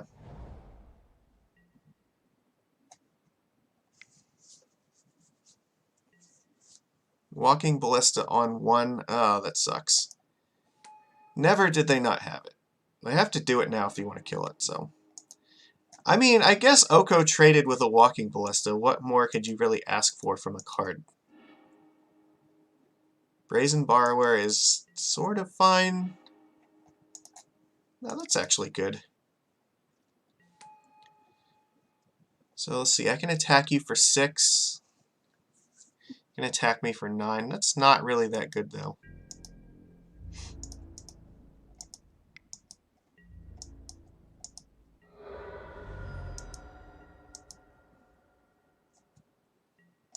I might even let them attack me for 9 and just bounce this at end of turn. What are your 2 cards left? Like, if their 2 cards are not very good, then I think we have a chance. But if they're good, then we're fucked. It looks like they're good.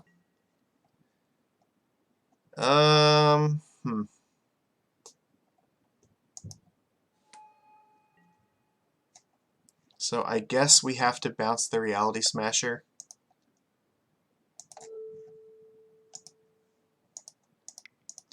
We will discard the Breeding Pool.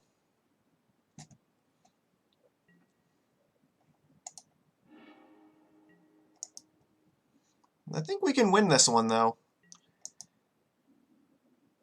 So they are attacking for 13 next turn. That's not enough. Because we still, if we draw a Lord, I think we actually win, right? So it's 4-4. Yeah, a Lord off the top actually wins the game. So, yeah, and what else? Otherwise, like, okay. Because I think otherwise we can just attack for 6, and then we can just, like, block one of these things, and we're still fine next turn. Also, we have the food to crack, too. That's worth noting. So really, we're at 16. Okay, what are you getting here? Radiant Fountain, I'm assuming? Do you have a second one? Ghost Quarter. Oh, fuck. Never did they not have it.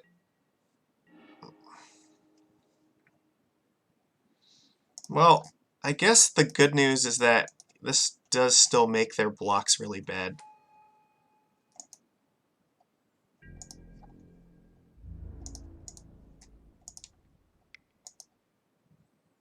Like, even if they Ghost Quarter the Eldrazi Temple and block this, it still trades with Thought-Knot Seer.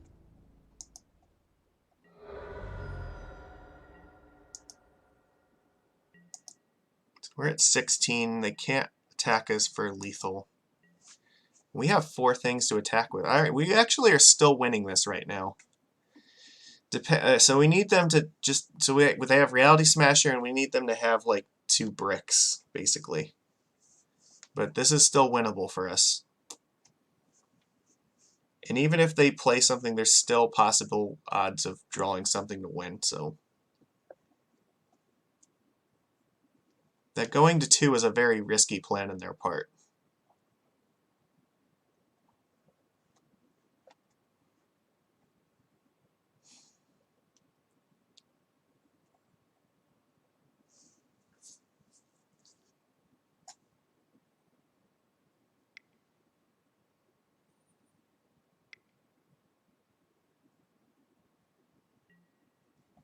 Okay, you have a Smasher.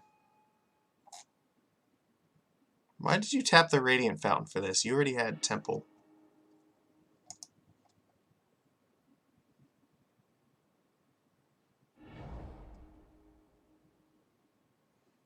You have a... Okay, Matter Reshaper. But you can't attack, right? You're dead if you attack. Do this while we have the mana. So they are tapped out, right? So I think that means we win. Let me just make sure here. But I believe, yeah, we just dismember like Thought-Knot Seer and attack and they die. So let's do that.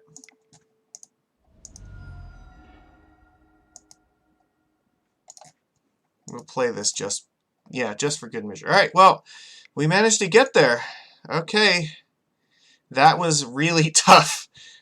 But they had a pretty reasonable hand. I think we just slightly managed to outpace them. So let's see. If we are on the draw... This is tough. How do we want to do this? Maybe Force of Negation is slightly better in the draw. Silvergill is just really, really weak against Walking Ballista. We need to keep the Spreading Season. I think all the rest of these cards have to stay here. Borrower was actually very strong there. It could be slightly less relevant, like this could also be slightly less relevant on the draw.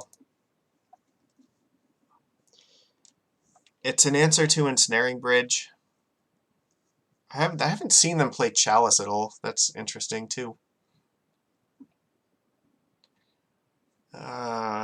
Shit. Oh, I feel like Oko has to be good here.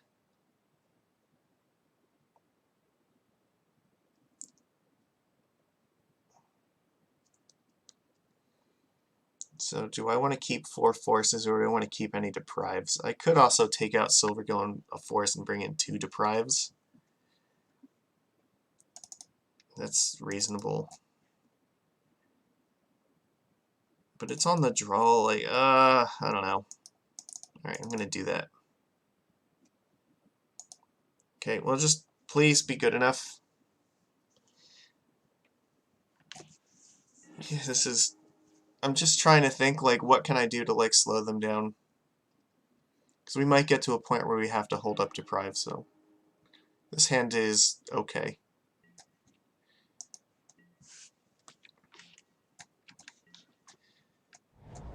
They kept 7 cards. It's not usually good for us. And again, drawing lands off the top is not particularly what I want to have happen, but so be it. If they play another Tron land, I actually might have to just Spreading Seas whatever they play this turn anyway. Okay. I think I have to seize it just to keep them off of Tron.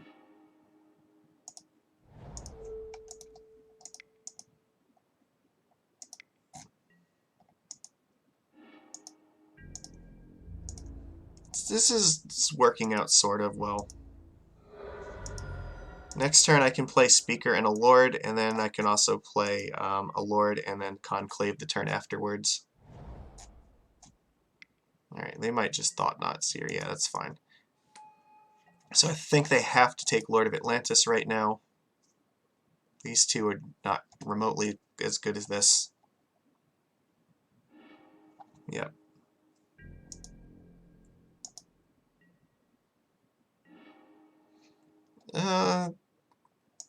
Yeah. The Vial doesn't really do anything at the moment. Oh, that was stupid. Alright, well, I guess the Vial does something now. So we're gonna use it to put Cometa Speaker in play next turn. Yeah, I forgot. Because we have the 2 breeding pools in hand, I can't fetch for one, and like even if I was... Yeah, like I had the other one here, I should have just played this so I could play that and that. I can't reasonably block this. I have to hope that they're just stuck on mana, but it's unlikely. They're just gonna Thought Knot again, sure. Yeah, so they take Cometa Speaker this time. Which means that now we're in a lot of trouble. We need a Lord this turn.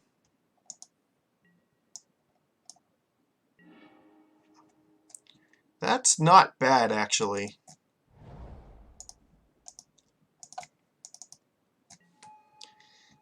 It turns out this Aether Vial might actually do something after all. So, they didn't play another land, so how do I want to do this? I could turn this into an Elk, or I could turn one of these into an Elk. If I turn this into an Elk, I can double block and trade with something. If I turn this into an Elk, I can block this, or yeah, with this. So the question is Aether Vial worth more to me than potentially drawing a card? I think I want to be able to draw an extra card. Like, we have enough lands where I think this is fine. So we can double block one Thought Knot and just let Oko eat one. Alright, well that's terrible. Now Reality Smasher's a thing. Karn. That's actually not much better, but I guess it makes the Aether Vial worth more as a creature. However, if they get Ensnaring Bridge, though, I can just turn it into an Elk still, so that's worth noting. Pithing Needle. Okay, yeah, you have to name Oko with this now. So this is one of the reasons Brazen Borrower has to stay in the deck. Because they have to name this before they can do anything else with Karn. And we can actually put Karn down to 1 with the Conclave.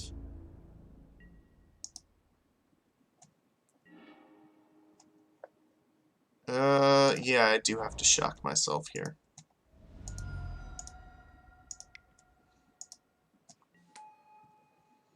So this is now a 4/4.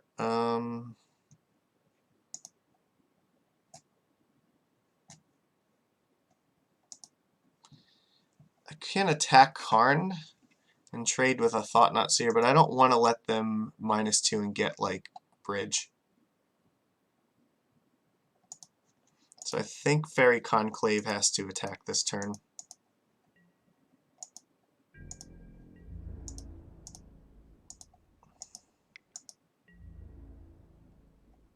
The rest of these attacks are not amazing just yet, but if we top deck a Lord, we're in very good position to just, like, kill them in a single attack. Because then we're looking at, like, 4, 4, and 5 with Island Walk. I don't know. The Ghost Quarter still maybe hurts that plan. I don't. This is not a terrible board state, but this is also not exactly great. There's a lot of dangerous things they can draw that will just kill us, and double blocking this, or even single blocking this, is dangerous at any given point, so.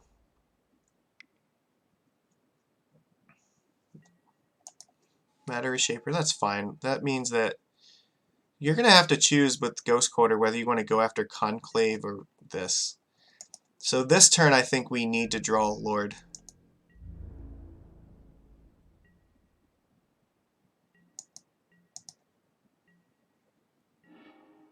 That's beautiful.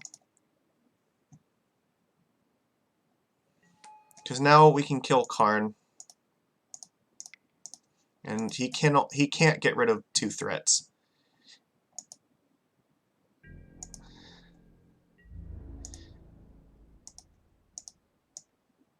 Either the Island Walker is going to kill Karn or the Conclave is going to kill it, and you can only Ghost Quarter one of the 2 things.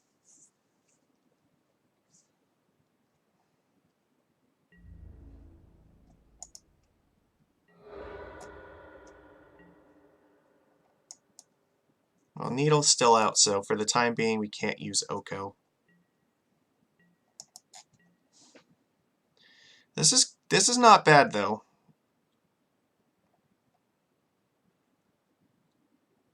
And I think now if we draw one more Lord, they actually just I don't know, they still have the Ghost Quarter, so when it's Spreading Seas into another Lord, I think is lethal. So we do have potential lethal draws that kill them, that there's nothing they can do about. But otherwise, I think we're just going to start making attacks with this Kamena Speaker and the Fairy Conclave each turn.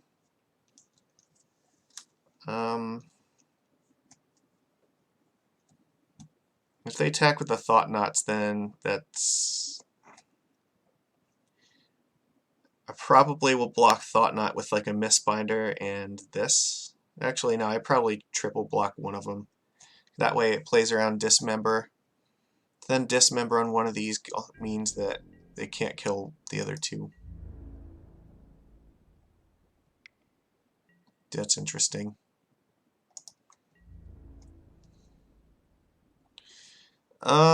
So if I block it with this and they dismember one of these, then they're going to effectively kill both of them.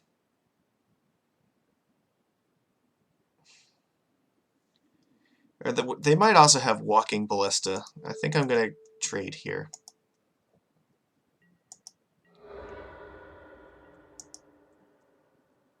Hers is mine. Alright.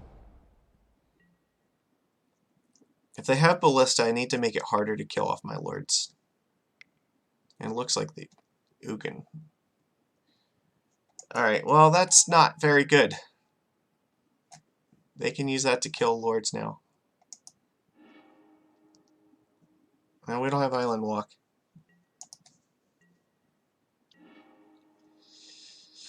This is bad. Alright, well, so I guess we attack it with Kamena Speaker and with Fairy Conclave.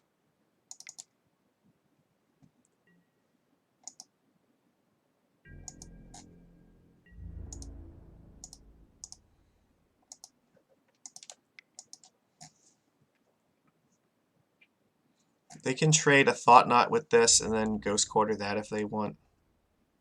We get to draw a card at least.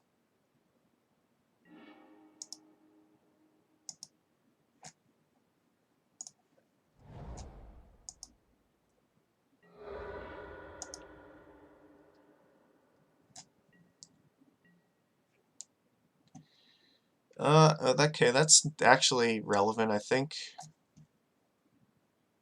Let's hit the Eldrazi Temple. Now if we could draw another creature, that would be great.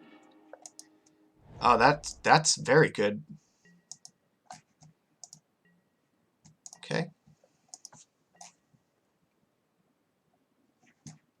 What does this say? Alright, so I think Ugin's effect is the one that actually does it, but it means we can tap down Thought-Knot Seer at end of turn with Trickster and go after Ugin. I would like to respond. We are going to need the Cavern of Souls.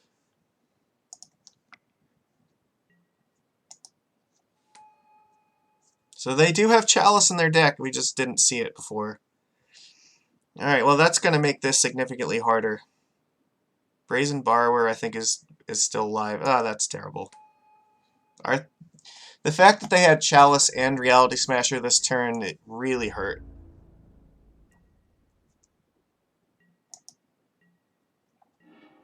Oh, okay, so now I think we're just dead. The problem is that they're just going to continue making creatures. They're attacking us for exactly 11 if we go after with everything.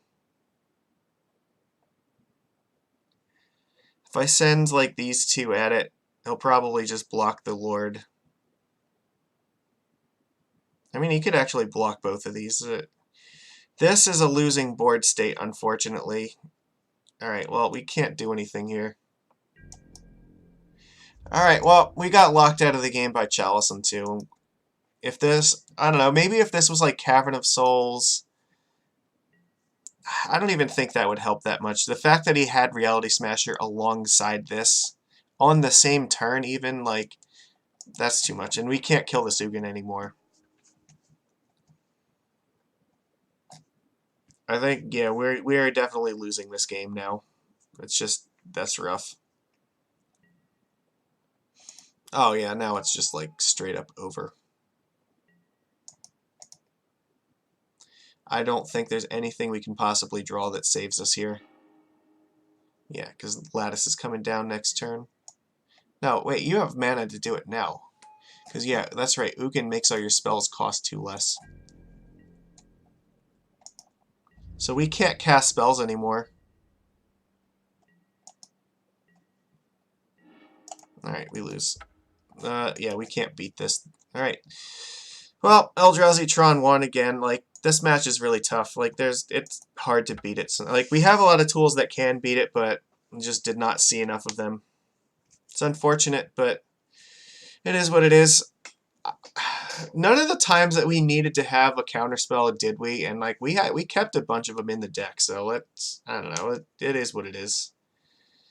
They managed to like draw and play like perfectly at that point, and just did not have the cards to beat them. So that's fine.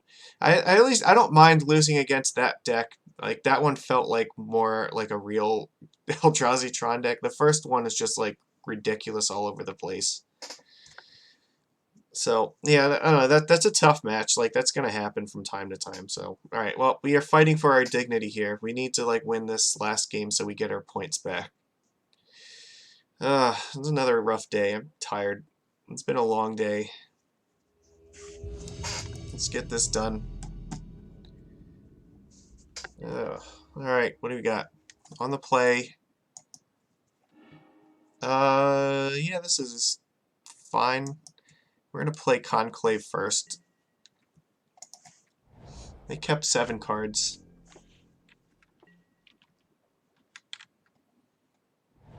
Spire Bluff Canal. Alright, so this looks like maybe Storm. So we need to put a bunch of pressure in the field as quickly as possible.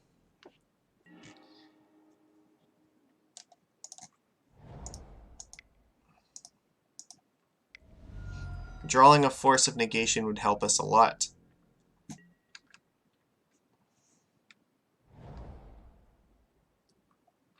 I don't think Phoenix is still a thing, but maybe. Augur Bola, so that's interesting. That is very interesting. Alright, so what do you got going on here? What are you going to show us? Magma Jet. What the fuck is this? Alright, so maybe this is like some kind of weird Phoenix deck. I don't know, like this just feels like jank. Now, the thing is we don't actually have Island Walk right now. So, we're just going to be attacking. Oh, fucking hell! Okay, well, we are incredibly lucky that he decided not to block. Augur of Bolas is a Merfolk, and I just played fucking Lord of Atlantis. But I guess our opponent didn't notice that. What are we doing? We're trying to lose. Oh my god, that's just terrible. Alright, so what exactly is your plan here? Like, I'm not seeing it. Alright, so I guess here I'm just gonna play Master of the Pearl Trident. We'll just maybe he'll think that he can't block still. Or he won't want to. I'm just hoping he hasn't noticed this. Alright, so you can block it if you want, but whatever you block, I'm sure he's gonna like Magma Jet to kill.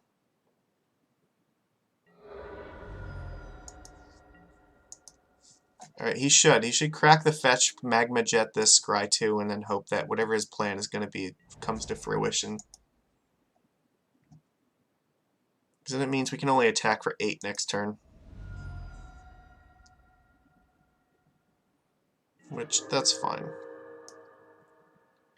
That was totally, like, our fault, too. If I had not played Lord of Atlantis, it would have only dealt 1 damage, and that wouldn't have been a line. So, yeah, if we lose because, like, that's definitely not helping our cause. However, he's at 12, and we have Island Walk online, which is helpful. Vessel of Volatility. I don't like where this is going. I feel like it's gonna be something stupid like Dragonstorm. I don't know. Does not make me feel good, that's for sure. Well, just play more Lords, I guess.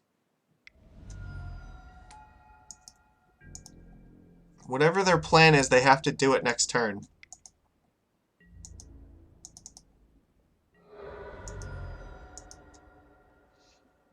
I think, yeah, we should have been able to kill them this turn, but this turn is one that we have granted them for free, basically, so if we lose this turn, then we totally deserve to lose this game for having played Lord of Atlantis. Because that thing should have just been a 1-3, and they should not have been able to kill this with the Magma Jet. We should have just played this Master of the Pearl Trident or this Merfolk Mistbinder earlier instead. Alright, what's the plan? Are you... Okay. 7... So what are you doing here? Like, what is the... I don't understand. Like, I guess we're going to find out. This feels like we're probably dying to something. This is Dragonstorm, okay. Did he only get 2 dragons, though?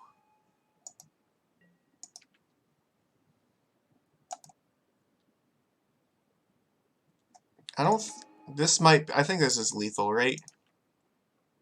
Yeah, okay, we're dead. These all have haste.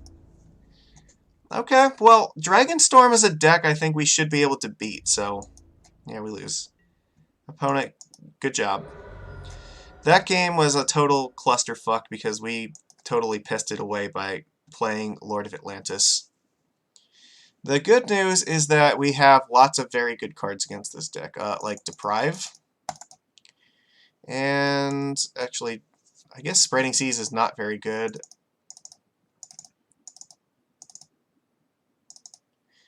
Maybe Dismember. I guess it's probably... Like, Chalice actually might be okay. It just feels like they're going to lose to counterspells really hard. I don't know, maybe Chalice is actually pretty good. If we play Chalice in 1, their deck probably falls apart really fast. There are 2 other cards we want to take out here. I guess Oko is not really at his best here because this is a combo deck and we're not looking to grind out a game. Alright. I think, yeah, on the play, I think Chalice in 1's probably fine because it just turns off like sleight of hands and not and such, so. Alright, Force of Negation, very good in this match. Deprive, also very good. Because I think if you counter like Iron Crag Feat, like there's no way that they're going to get to it. This is like regular Storm, except much better for us, except when we don't draw any fucking lands. This is terrible. No, we gotta mulligan, I think, again. Can't keep that. Like, what are you doing to us, MTGO? Why do you give us these hands that just... they suck. Alright, no. We have to keep 2 lands. Alright, well, I don't have a choice now. Like, I guess we're putting a Force and... Chalice go on the bottom? Every single... like, we went from, like, what, 0 to 1 to 1 land. Oh, fuck, that's terrible. At least we have Force, so maybe that'll be okay. If they try to go for it, like, we can just force the Iron Crag. Dragonstorm costs 9 mana, so they really have to, like... it's gonna be tough for them to actually do it. Alright, well, that's fantastic. Let's play Merfolk Mistbinder, please. I don't want to be playing Lord of Atlantis until I absolutely have to because of that stupid Augur of Bolas. Alright. Alright, there we go. But we should be able... yeah, because we... alright, we top deck the land, but, like, mulligan to 5 is against 7 cards is not really ideal. It's alright. If we can draw another blue card so we can deploy this Lord, that probably gives us a good chance. Alright, so that puts them up to 4 mana. I think we just attack. So here's the question. Do we cast Lord of Atlantis and attack for 7? Like, we... I don't think he can win next turn. So if he plays a land... yeah, let's see. If he plays 1 land...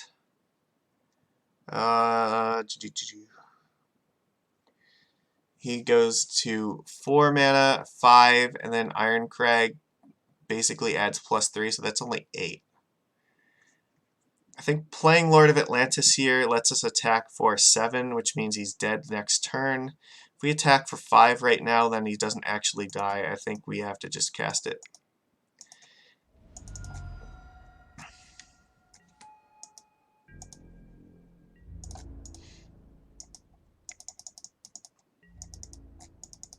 And maybe if we get to untap, we will end up cracking this Waterlogged Grove looking for a blue card in desperation. But I think this is necessary because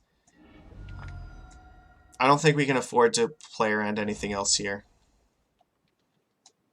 Yeah, like I want to be able to kill him next turn. Alright, well that's not helpful because now we can actually cast Dragonstorm. Yeah, that's enough. Alright, well, we lose. He had it on turn 3. Yeah, that's just rough.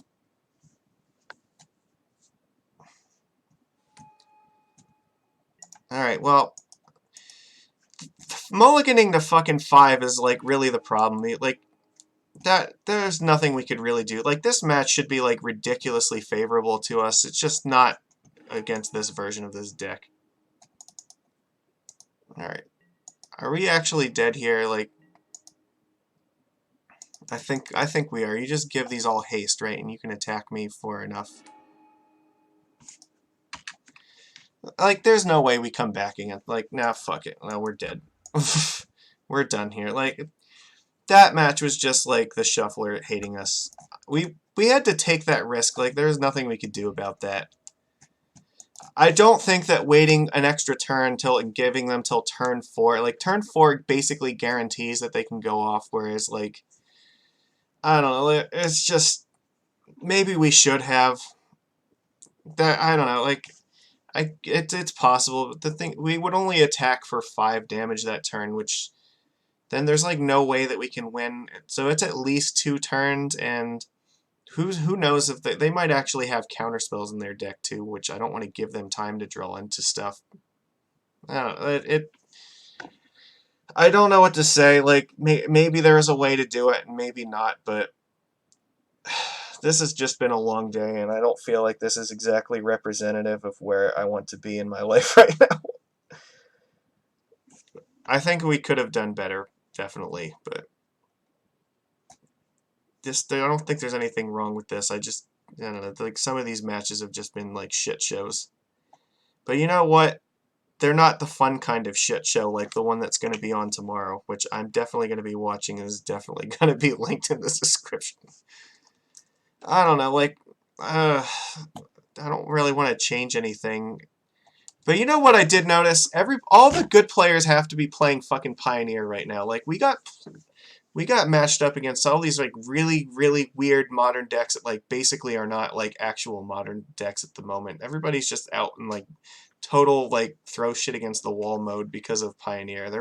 They have that brewing spirit in them right now, and it's just those kind of metagames are not usually the ones that like Merfolk tends to succeed against. Like we do better when things are consolidated and we can like specifically metagame against very certain decks, but MTGO is already really notorious for not being like easy to metagame against, but like oh my god, like those I cannot get like upset about losing to like matches like that. Like those are definitely decks that would not be in like the competitive league. Yeah, like I don't know. I don't really have much else to say about that. I don't want to like disparage my opponents or anything, but like I don't think that like those are not the decks in Modern that like the good players are concerning themselves about when they're designing their sideboard. They're not gonna be like the top 8 of like the next like Magic Fest. That it just seems incredibly ambitious. I don't really like. It's kind of frustrating because the more open Modern is, like the better it is for like people who just want to jump in. But it also makes it increases the variance on it a lot. And one of the good things about having like competitive versus friendly leagues is that the variance and like was then kept higher in the friendly league and a lot lower in the competitive one. But now that they're together, like it's just all over the place. I think that maybe I just needed to hold up force for another turn. It just felt really bad, and I don't know, like the 2 Eldrazi Tron decks, like I don't expect to like win those all the time either. Like those are going to be rough, but it is what it is. Like Walking Ballista is a very good card against our deck, and yeah, that's just going to happen sometimes. We're much better against actual Tron, but like Eldrazi Tron is just it has those aggro starts because of again like it has a much higher variance than like regular Tron does. Regular Tron's strength is its consistency, whereas like Eldrazi Tron's strength is that sometimes it's a very high variance where sometimes it does absolutely nothing until like turn 4, and the other times it just draws like double Eldrazi Temple, and like turn 2 Thought Knot Sears you, and then like turn 3 Reality Smashers you, and then turn 4 Karns you. And those starts are insane, and it's very hard for most decks to do. Or like they just naturally draw Tron and just like cast Walking Ballista, or like All Is Dust in turn 3, and it's just yeah, like they don't have the same level of card dig to find all the lands. They're not playing like Sylvan Scrying or Once Upon a Time, so it's really more of a happy accident when they just luck their way into turn 3 Tron. So yeah, Eldrazi Tron was a much higher variance deck, but it also plays cards that are like way more dangerous against us, I think. All this does is just like absolutely soul crushing every time. And the problem is like Force of Negation is a lot worse against Eldrazi Tron than it is against regular Tron. In regular Tron, like there's more cards like Karn or like Oblivion Stone that you can counter with this. Whereas in Eldrazi Tron, it's really just like the 4 Karns for the most part, and then sometimes if you're lucky you get something else with it. But even then, like it's kind of worth having them anyway, just because those cards are so devastating. But it does mean then when you keep this in their hand, just ends up being like a bunch of Thought Knot Seers and Reality Smashers, like then this doesn't feel very good. But I don't know. It's just like that's how it is sometimes. Yeah, Eldrazi Tron's tough, and like maybe we also need to be siding out like one of the Okos against them, because we did see like Pithing Needle kind of made it a little bit of a problem. I think this card is fine against them, but maybe we don't need all three against that deck. I'll have to recheck the sideboarding for it, so I don't know. Well, we'll see. Maybe next time, hopefully, we'll do a little bit better. But oh my god, like this league is just like terrible. I I don't know what's gonna go on with Modern in the next few weeks because of the Pioneer League opening up, but I hope that the rest of it is not going to be like this, because I want to play against like the control decks and the Tron decks and like that stuff, and then even like Jund would be welcome. I think just no more of this, no more Dragonstorm. Oh my, what is happening to my life? All right, I'll see you guys later.